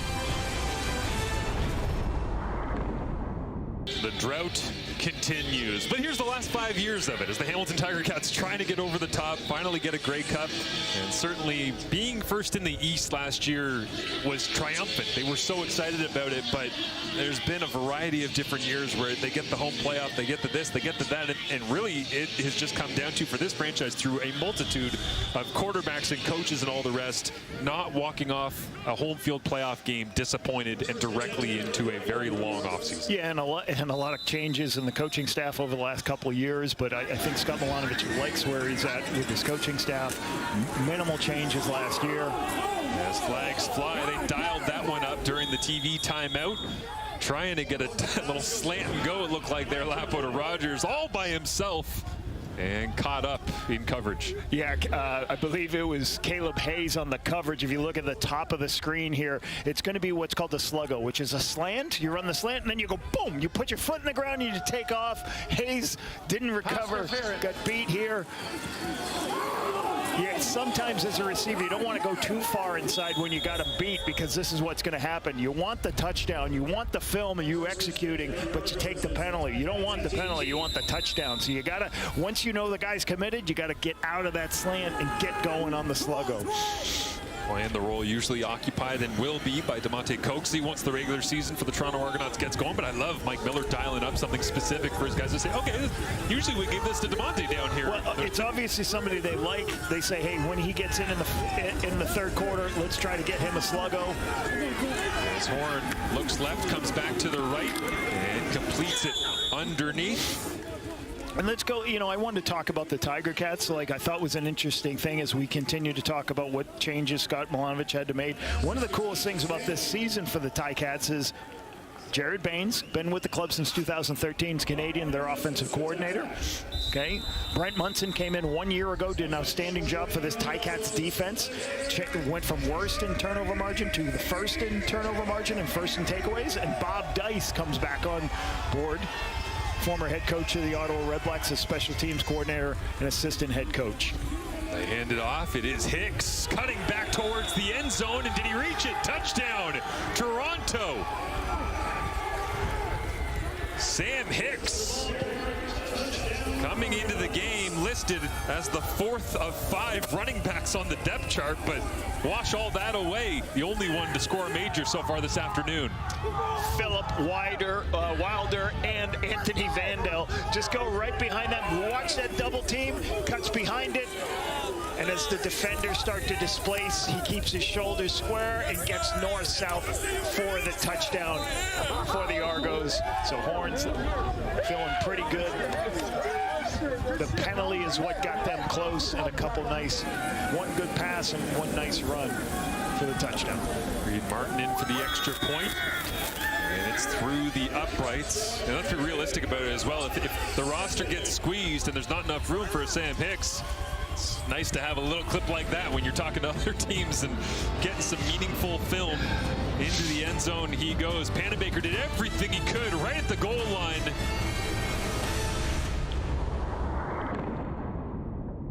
Well, it is a family that is deep roots in all things sports. And Cheyenne D'Arcangelo, you see right there in the middle, 27 at the Walter Cup victory with the Montreal Victoire. And, of course, the familiar connection right here to the middle of the defense for the Toronto Argonauts. With more, here's Daniel Bain. Thanks a lot, guys. Looks like there's some championship pedigree in the D'Arcangelo family. Cheyenne matching her brother Isaac's championship. His coming in 2024 with the Argos. And, you know, he's had to replace that void left by Winton McManus when he went to Hamilton. And he has the opportunity to do that this season. And an interesting view on that he had when talking about it is he said that he just wants to use every situation and make it as big or as small as he wants. And he just wants to take things day by day. That would make sense why his defensive coordinator, Greg Quick, described him as inquisitive, yet has this level of wisdom about him. D'Arcangelo has already played a considerable amount with the Argos last season because of injuries, so it's up to him to take this opportunity to shine if he wants to add another trophy trophy to the D'Arcangelo family trophy case, guys. It might get a little crowded if the Victoire keep rolling with Marie-Philippe Poulin as well, so we'll see how that one goes. I have to give a shout out as well, just in the play-by-play world, and of course our CFL and TSN family, Kenzie Lalonde. Been outstanding. Unbelievable. Watched a lot of those games. I actually saw the Ottawa win. I took my 2 daughters and my wife. We were able to watch Ottawa's win just last week, and it was just great. Sold-out crowd in Ottawa. It was a lot of fun to watch those games. You know, Isaac D'Arcangelo's done it. He's done it the way you're supposed to do it. Is you start out on special teams, you make a bunch of plays, and then there's some injuries, you get opportunities to play, and then people start trusting and saying this guy can start and be very productive in the league. Absolutely. Jake Dolegala into the ball game. Here is his first pass incomplete. And by the way, a little recap of Isaac D'Arcangelo's day, stepping into the middle of that defense. And there's certain guys that you kind of see, like year 1, okay, dabbled special teams, gets a couple of reps here and there. You know, maybe year 2, year 3 starts to really step. But this guy is ready for prime time. He has been screaming, give me all the snaps for a couple of years. Yeah, he was very impressive when you get opportunities to see him make plays inside the box, and obviously the special teams helped him stick around and then gave him good opportunities when there's injuries over the last couple of years. And now he'll be, you know, the biggest thing he wants to do, you don't have to be Wynton McManus, you got to be Isaac D'Arcangelo. Right. So like, just go play good football, be who you are in the meeting rooms, don't try to be anybody you're not, and I'm sure he's going to help that defense improve this season. Dolegala 2 and out. Not too late. It looks like Trey Ford's day is complete, and Jake has looked good. Big body, strong arm, good decision making throughout Tiger Cats training camp by all accounts. And now trying to prove it on a chilly, windy, rainy day in the Hammer. There's Dimitri Stanley. It's just across the 20-yard line. As we saw a Ticat player running out late on punting. One of the worst games of the year for special teams coordinators are preseason games. You got a lot of extra guys, everybody playing different spots. So you got a guy running out because he wasn't sure he was on that team. Oh, you got to get out there. There's too many people on the sideline. The coach is trying to get them sorted out. So like these 2 games are nightmares for the special teams coordinator, right? And then he comes down, he's like, all right, I got to try to do something. I didn't run out on the field. Nothing's better. I may as well make the tackle. Nothing's better for the adrenaline on a specials rep than sprinting across the field. The special teams coordinator screaming at you to get on the field. You're supposed to be on the field. Immediately won the rep. It's good film right there. Pass complete underneath, and the Argonauts free right down the middle of the hashes. And out to the 50-yard line. Here is Tucker Horn still in at quarterback. Good read by Horn. As the outside linebacker expanded and pushed to 2, he recognizes it quickly and throws to the inside receiver and makes the play, but his eyes were right. He was able to see Miller open as the halfback jumped outside to cover the hitch on the outside. Hits Miller inside for a big gain. Throw where the defense isn't. Nice and easy play. Being a 27 on the play. And man, Robert Pennebaker is everywhere right now making tackles. Not sure you want your free safety. It's a preseason game to feel like he's everywhere, but they go with the pop pass here. And that is Savannah Ray. Savannah Ray on another wrong way run here. So the line's going to go to the right. The tailback's going to go to the right, but they just flip the ball the other direction. The defensive end can't recover.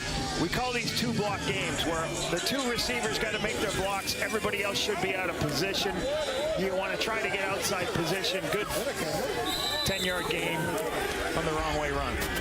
Good blocking downfield as well. You know Mike Miller's going to appreciate the physicality of some of his receivers that didn't get their hands on the football on that snap, making plays. As now Horn rolls to the right, tight window, and fits it in complete. Good accuracy once again from Tucker Horn, and Savannah Ray makes another grab. Play action pass sometimes. This is an adjustment to the protection breaking down. You block the defensive end, and this is what you call a naked bootleg or a protected bootleg. You block the defensive end, you get outside, and you throw the curl.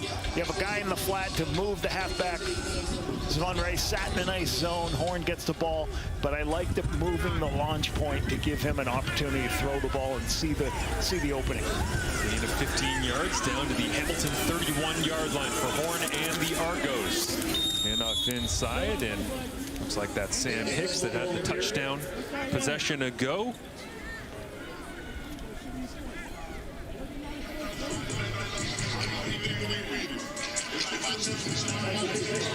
You know the pads are popping when guys are tugging the jerseys back inside. And some of the extra numbers. We got some different numbers coming up now. Well, Dan, talk about the helmet decal coming off the side there.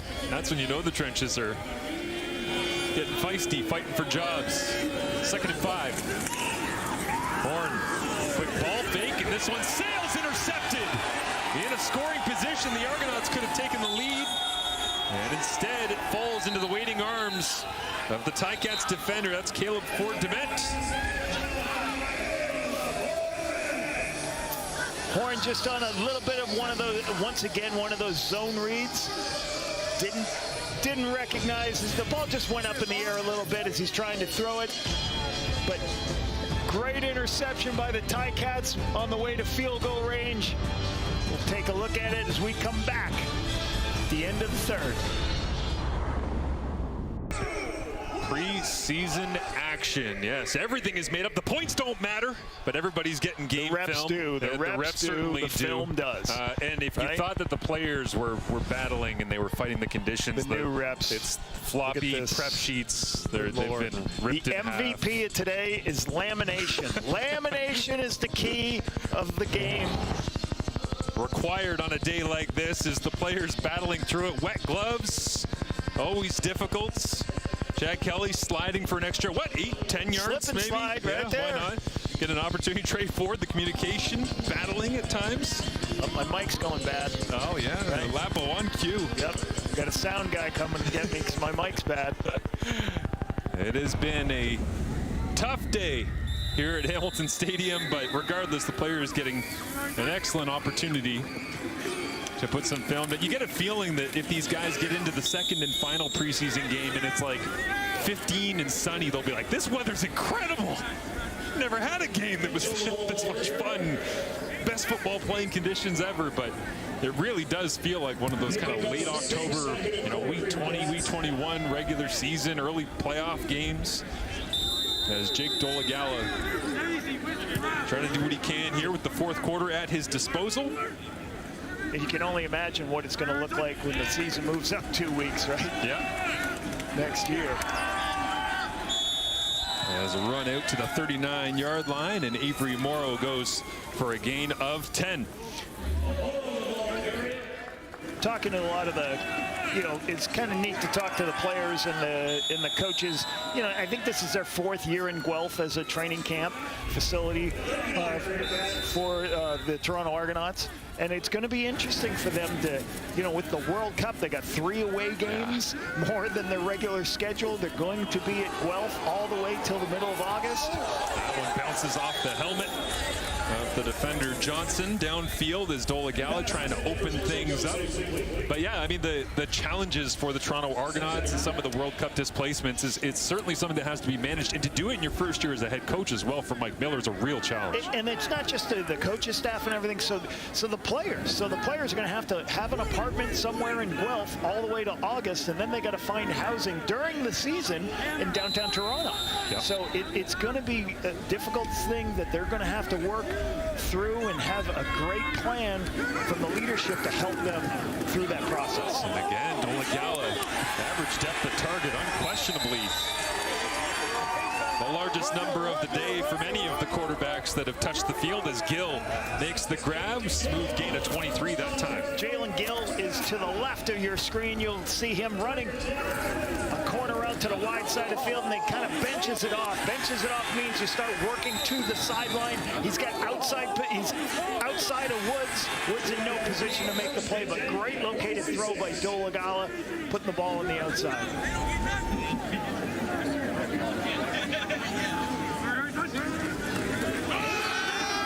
Morrow gets the touch, chase down on the backside. And if I go back to the Toronto Argonauts, I think about it's a lot of things for the equipment manager staff. They should get a raise because they got to move right in the middle of the season. But the hardest part is playing those 3 extra games on the road. They go to Winnipeg, they go to Saskatchewan, and Hamilton technically for their 3 home football games. It'll be interesting how they overcome that and putting themselves with those 3 spots to play down the season. Do everything they possibly can to offset the frustrations, and hey, if you win 1 or 2 of those that aren't actually at your stadium, who knows? Maybe you start to rally them together. Is incomplete as Gauthier once again there in coverage, making a name for himself here in early camp and preseason action. Pretty good throw. I thought Myron Mitchell should have caught this on the sideline. You gotta, especially when it's a wet ball, try to get your hands on it. See the ball traps to his chest. Try to get your hands on it, catch it away from your body. See the ball into your hands better. But I thought it was a pretty good throw by Joe Lagala. I mean, I think your point is right. Like, if all of a sudden the Toronto Argonauts embrace this and they make it as we're road warriors, we're going to do whatever it takes, and they win a couple of those games, it could do a lot for their season. Easier said than done, but if they string a few together, certainly a rallying point for the team this year is Dolagala, and that arm is really starting to open up the field a little bit. Myron Mitchell on the outside, right with the catch. And again, sometimes this is an easy game for a quarterback. Oh, I've got a one-on-one on the outside. I'm going to take my drop, and I'm going to throw with a little bit of anticipation and to the comeback, what I would call a pivot comeback, where you start running a curl and then you pivot out of it to the sideline. Nice throw on time.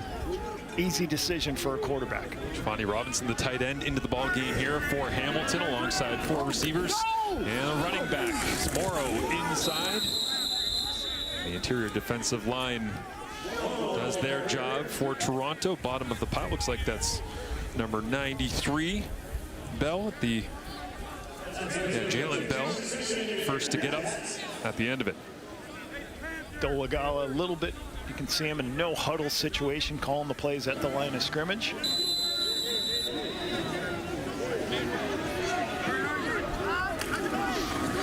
And again, inside handoff on 2nd and long. And Brian Harlamano right there as well. Flying in from backfield, and in the same end of the field that Toronto threw an interception. At the end of the 3rd quarter, Hamilton runs the rock a couple of times and calls for the field goal unit. A little bit more conservative calls, make sure they get the lead here.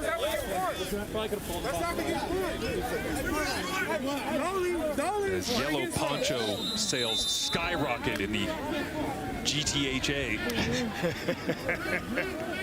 specifically for preseason football. Zach Copeland in to attempt this kick.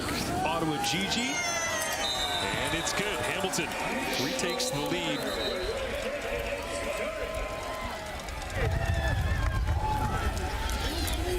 As the diehard of all diehards. Not even, oh wow, the Ticats branded yellow poncho. Hey, you gotta make money somehow, right? There we go. Oh, Canada. Team Canada right there. Great to have you here with us for the preseason. Ready for the Formula One Lenovo Grand Prix de Canada in Montreal at Circuit Gilles Villeneuve. Tune in tomorrow, 2:30 Eastern, 11:30 Pacific on TSN, CTV, and Crave. You can stream additional bonus race feeds all season long as well on TSN Plus, as George Russell goes ahead and gets himself a nice little sprint victory as the Toronto Argonauts shaking things up at quarterback. Looks like Tucker Horn has done his job for the day. And there is Anthony Garcia, who makes his way in, undersized quarterback. And I was told by some people in the Toronto organization, wait till you see the sidearm on this guy. Apparently the arm angle, the slot's a little low here at Lapo. So some interesting different delivery points headed our way in the 4th quarter. Quarterback from Clarion. And the only other guy I know from Clarion, by the way, when I saw that Garcia was from Clarion, is Julian Hauser. Oh, yes. That's on the other side, that making his way through. Not that universities matter all that much anymore when everyone's transferring 7 times in 5 years. Exactly. NIL is name, image, likeness has changed that dramatically. We have a Mambo in the game as well. Running back, getting some touches. Young Canadian draft pick is chased down and hitting the turf.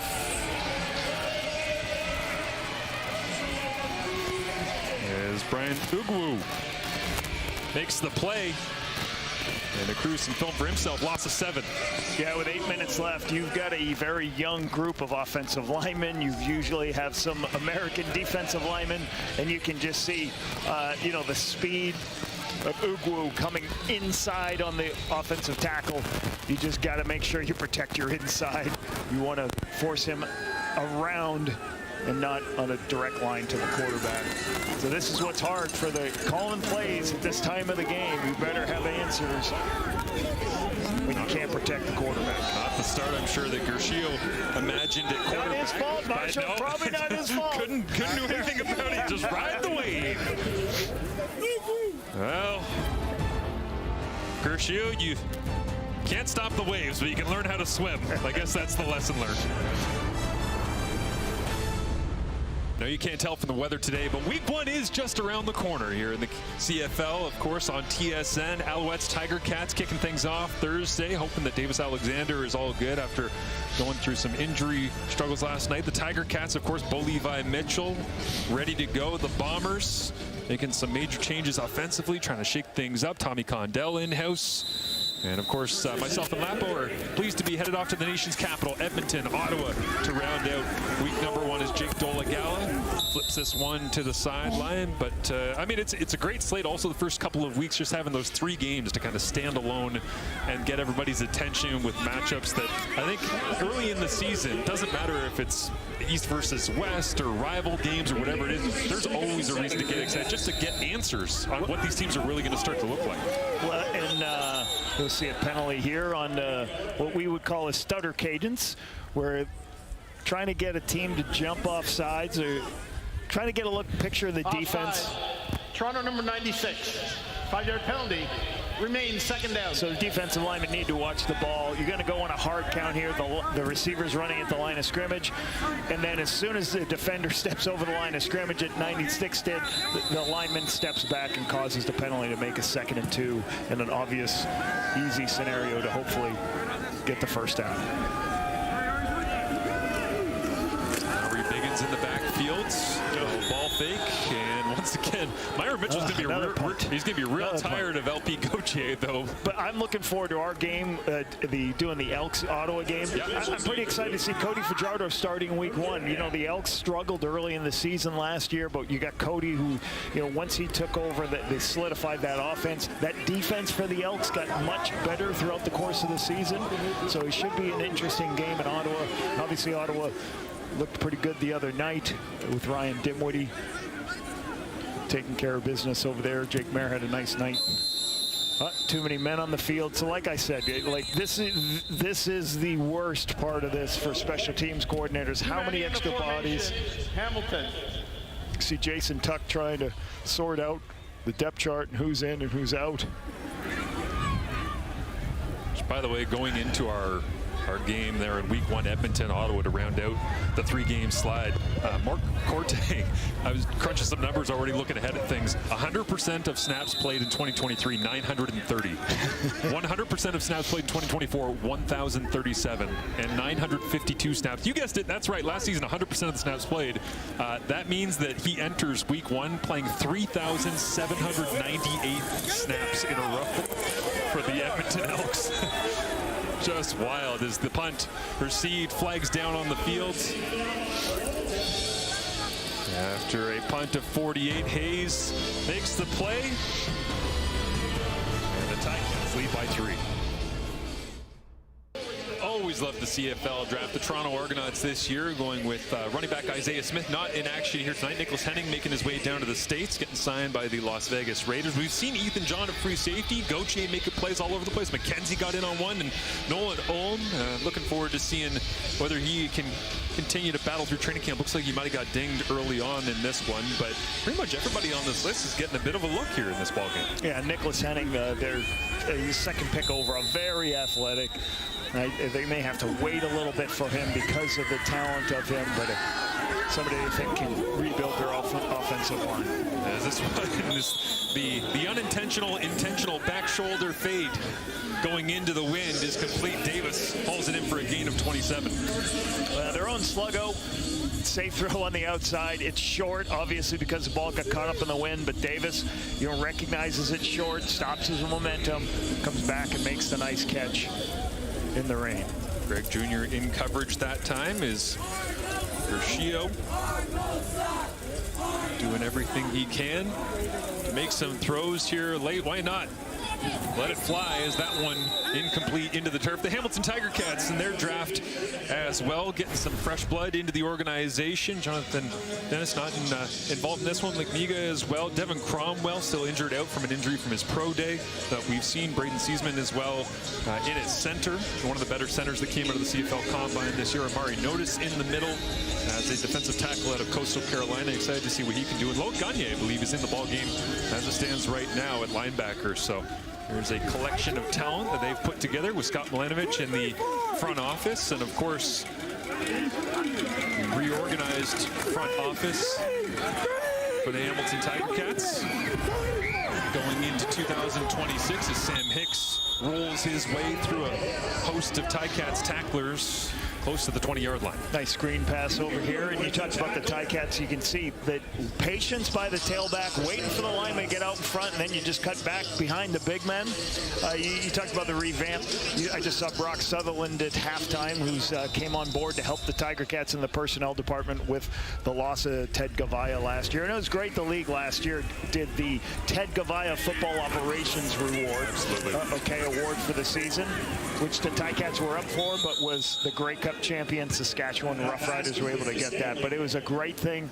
Everybody in the Canadian Football League said, hey, let's do this to honor everything that Ted Gavaya did behind the scenes to help build champions in Toronto and also Winnipeg, his career, and what he had done with the Ticats. So great award by the league to put that in place for Ted Gavaya as we go. And, another interesting thing is the movement of the league.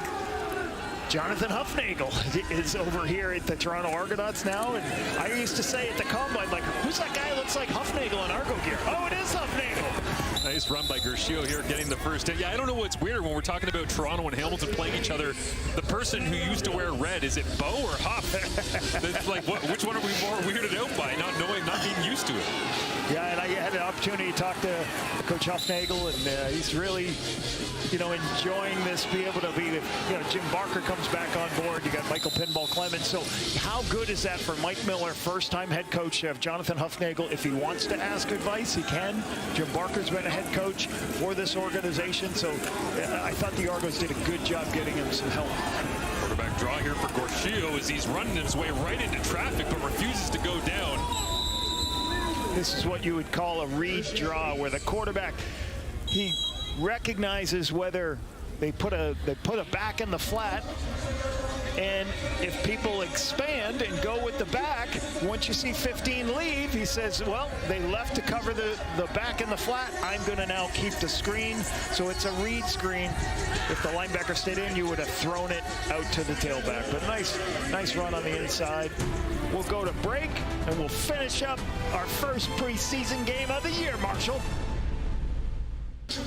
Final 3 minutes in the Hammer, preseason game number 1 for the Argonauts and the Tiger Cat. Look at that, almost all Canadian defensive line. Owen Hubert, Ty Anderson, Jake Nitty-Chork is in there from UBC at free safety. Got lots of young studs, and of course these are valuable reps to them, Lapo, especially late in the game, situational, and trying to make sure that they can show that they can really do this as a professional football player consistently, even if it is terrible conditions in preseason game 1. Yeah, ball at the 2, so the Argos, both teams get to work on their short yardage goal line package. That should be in by this time, even though it's the first preseason game.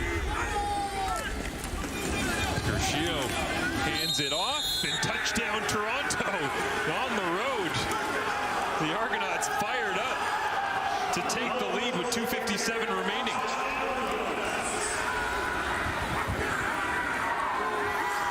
They talk about being a little bit more physical as a unit. It's great. And what's really good about this is they're going to be watching tape the next day, and some of these younger players get the opportunity to get in. The vets get to watch some of the younger players having some success. And, you know, for some of these guys, they may not play much longer, and they can remember, hey, I had a touchdown in this game. I was able to help open the holes up. So good for the Argos, get that touchdown at the 2-yard line. Oh, and how about Weabay Mambo from Windsor getting the touchdown there as the extra point is no good. But Mambo, an 8th round pick, 67th overall, and he gets to score the preseason touchdown. That's what's great about having those opportunities. Little screen pass here, right? Might have been some of the most explosive plays in this game with the screen passes. Quarterback using his legs, right? And as you said, the nice stutter step, bounce it outside, find a crease for the touchdown and the celebration. No, I love about that. Yes. He couldn't get up to celebrate fast enough. I'm in the end zone. Barely on the ground. I'm in the end zone. Great for Mambo, but good for Mambo. Very talented Windsor draft class. Actually, the best. I did the math. Windsor's done a nice job in the U Sports level. They give you an idea of how I spend my quiet time.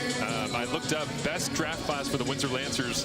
They had 6 players drafted, I believe, in 2026.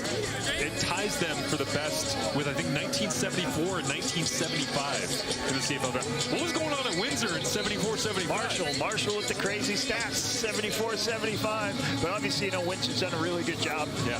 They've been able to recruit some Americans that came over the border, right? And keeping their homegrown talent as well, right? Like that's Ravens program and all sorts of stuff going on at Windsor that's positive, trying to build up the U Sports talent levels.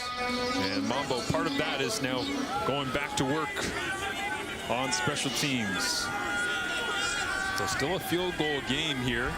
Some valuable reps and coaching available for Scott Milanovich. As this won't help.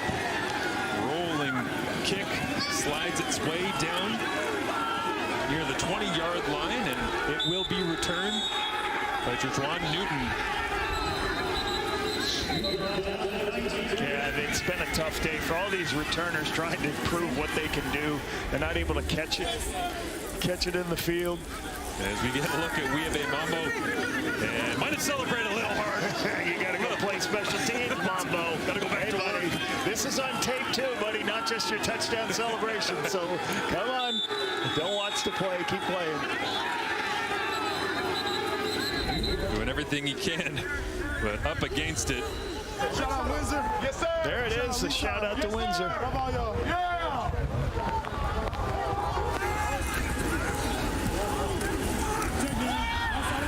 This pass completed. Higgins on the outside. Nice block, trying to help him back, but actually it's going to be a block in the back, and that one will get flagged.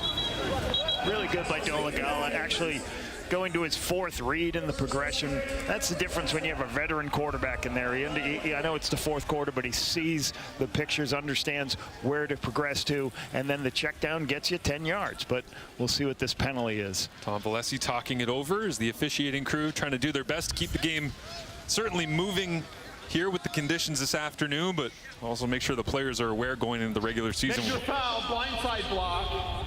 Hamilton, number 76. 15-yard penalty. Repeat first down. Okay, so you cannot deliver a blow to a defender. You can't be running back towards your own end zone and deliver a blow with force. Right there, you see happening right there by, I believe that's Kyrese Rowan. So now from his own end zone and throwing around the uprights, and it's incomplete. As Caesar was there, closest to it. It's a tough throw to the wide side of the field with a low halfback there. James Caesar almost gets underneath it as Dolagala tries to take it. And the hardest part of that is you had to try to throw it past the goalpost. You try not to throw it to the wide side of the field when you got the goalpost right there. You try to throw the ball to the boundary in your play calling, set it up on your call sheet to throw it the other way.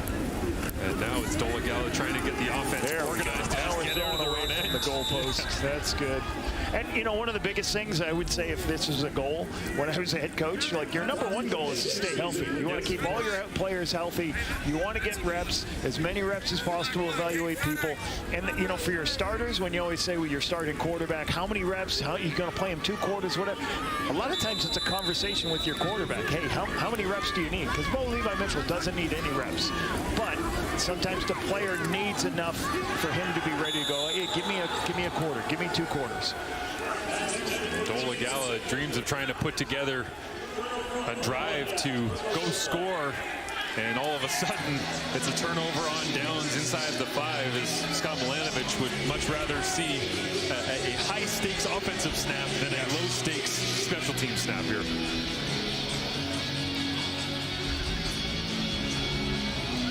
And now Toronto with an opportunity to capitalize. See if Weave Mambo double down, become the true hero at the end of this ball game. As they have Sam Hicks in the backfield as it stands right now. Shio hands it off, and Hicks gets his second of the day. And Toronto extends the lead. Offensive line mixing and matching. Trying to find a crew to hold them together at the end of this ball game. You have to have contain. When they brought the receiver across the field to block Kenny Onyeka on the backside, you had nobody outside Kenny Onyeka. Good recognition by Hicks, bounced it behind the block of Kenny Onyeka, and was able to get in the end zone because there was no contain outside when the receiver came across the block. Barton set the extra point. First year at Edinburgh. I know a certain quarterback that might have won the Grey Cup last year. Hails from Edinburgh as we get another look at the major. From Sam Hicks sliding off the side. Garcia thought about keeping this one, I think, for himself. Like, he was deep into that ride on the transition, quarterback to running back. But from your right foot to your left foot, longer the ride, the better the read there, Marshall. The longer the ride, the better the read. And interesting, too, to see Hicks wearing that 25, because there's an old 25, certain guy that's now coaching the running backs. Coaching the running backs. And we talked about that earlier. You know, how many former players are on that group, right? And, you know, like sometimes I talk about, like, former players coaching. And when I was a head coach, people would come to me, or as an assistant coach, hey, if you get a head coach now, I'd like to see if I like coaching. Right. I'd maybe like to work with you. And you'd like, no, like when my mortgage is based on it, I want people who know they want to coach, right? It's a different story. And, you know, like Jovan Johnson's coaching defensive backs. Well, he went down to the high school level originally, then he went to the small college level, then he kept moving up. So you got Jovan, who's got a ton of CFL experience, but he's paid his dues. He's understood what the workload looks like, how to build scouting reports, how to build game plans. So I think it's impressive to have him. Kadeem Carey's been great for the organization. Dominic Picard. You know, and even Kerry Johnson is their receiver coach, who played in the Canadian Football League for a couple years. So they've got a young crew that can relate to the players. Mix that in with Mickey Donovan, Greg Quick, veterans in the coordinator level. I'll mention as well, one of the guys that I loved watching in his time here with the Hamilton Tiger Cats. 15-yard penalty, Toronto number 46. 15-yard penalty, first down. As a big penalty goes against the Argonauts there on special teams and moves Hamilton forward. But Braylon Addison obviously had a great career in the CFL and is retired, but he was in the diversity in football program, helping out coaching in Winnipeg. Certainly feels like something he could be very successful at, knowing his understanding of the Canadian game. So great to see him getting that chance. Jason Tuck with the Hamilton Tiger Cats, right? Helping with Bob Dice with special teams. And I don't know if we got a chance to talk about this. We mentioned all three coordinators. I don't know if we really, the cool thing is maybe the first time that they're all Canadian, right? Between Coach Dice, Brent Munson, and Jared Baines. So that's pretty impressive for the Ticats to have those three guys there. And it might be Demetrius. There's Bob Dice. I think we just saw Demetrius Maxey. So good veteran coaching staff for both football teams. And the assistant head coach tag on the end for Coach Dice there as well, making his way over from Ottawa. Had a good chat with him at the Combine as he was there evaluating talent. And the crossing route here is complete. As Malone gets a touch. It was interesting actually being at Tiger Cats training camp last week, and you could really see Coach Dice come to life, right? It's like he's kind of walking around talking to people, and it's totally different than being a head coach to be the special teams coordinator, and then, hey, special segment, they blow the whistle, and Dice was getting after it, right? It's like full intensity. All of a sudden, the energy conservation was gone. As Dolagala looks deep to short, completes this one underneath. Nice read that time as Mitchell hauls it in. Yeah, throw on the outside. Mitchell found the little sweet spot in the zone, then got north-south real quick. Nice read by Jake Dolagala, finding the hole in the zone. The waves of wind and rain at the back of Jake Dolagala here, down by 10. As he looks over the middle and thought about going check down. Now he goes over the top. It's intercepted. And it's Ethan John, speaking of Windsor products, with Weabe Mambo getting into the end zone. The second-round draft pick, Ethan John, makes the interception, taking advantage of the ball placement and the fortuitous bounce. Ball bouncing in the air. Okay, really good play by 33. Knocked the ball up in the air, and then John's right there for it. That's what you need to do on defense. The Toronto Argonauts last year, 7th in the CFL in interceptions. Did not take the football away enough. Good things for this defense. Flying around, playing with speed, making plays. Gio hands it off once again. Yeah, I got a feeling at this point, you're talking about health, Lapo, and the Toronto Argonauts. Obviously, chief concern is, yes, Chad Kelly came in. He did get hit. He is healthy. But with a lead and really nothing else left to prove, you get the sense Toronto might just kind of salt this one away and say, good job, guys. Time to get back into camp mode. Finish your reps and, yeah, travel back. And keep in mind as well, Hamilton had that early 7-0 lead, so 13-3. Outscored by 13 here is blocking downfield, and receivers and DBs still trying to show their physical attributes on film. That all 24 is not going to lie, regardless of conditions. And Sam Hicks will find an official to give the football back to here with 56 seconds remaining. Boy, I think the line of the night, Marshall, was somebody up here in the box said, yeah, the rain will slow down and it'll start later, and it's going to slow down and stop. I don't think so. It's still going. It's still going. That's not going anywhere. The good news is that after this, across much of this region, of course, the East Division fairly tightly packed compared to our friends out in the West. It looks as though it's going to be a consistent climb forward in temperatures and sun and all of the rest. Sloppy stuff in the punting game from the Argonauts, and Hamilton reciprocating on the other end. Late flag does fly as well.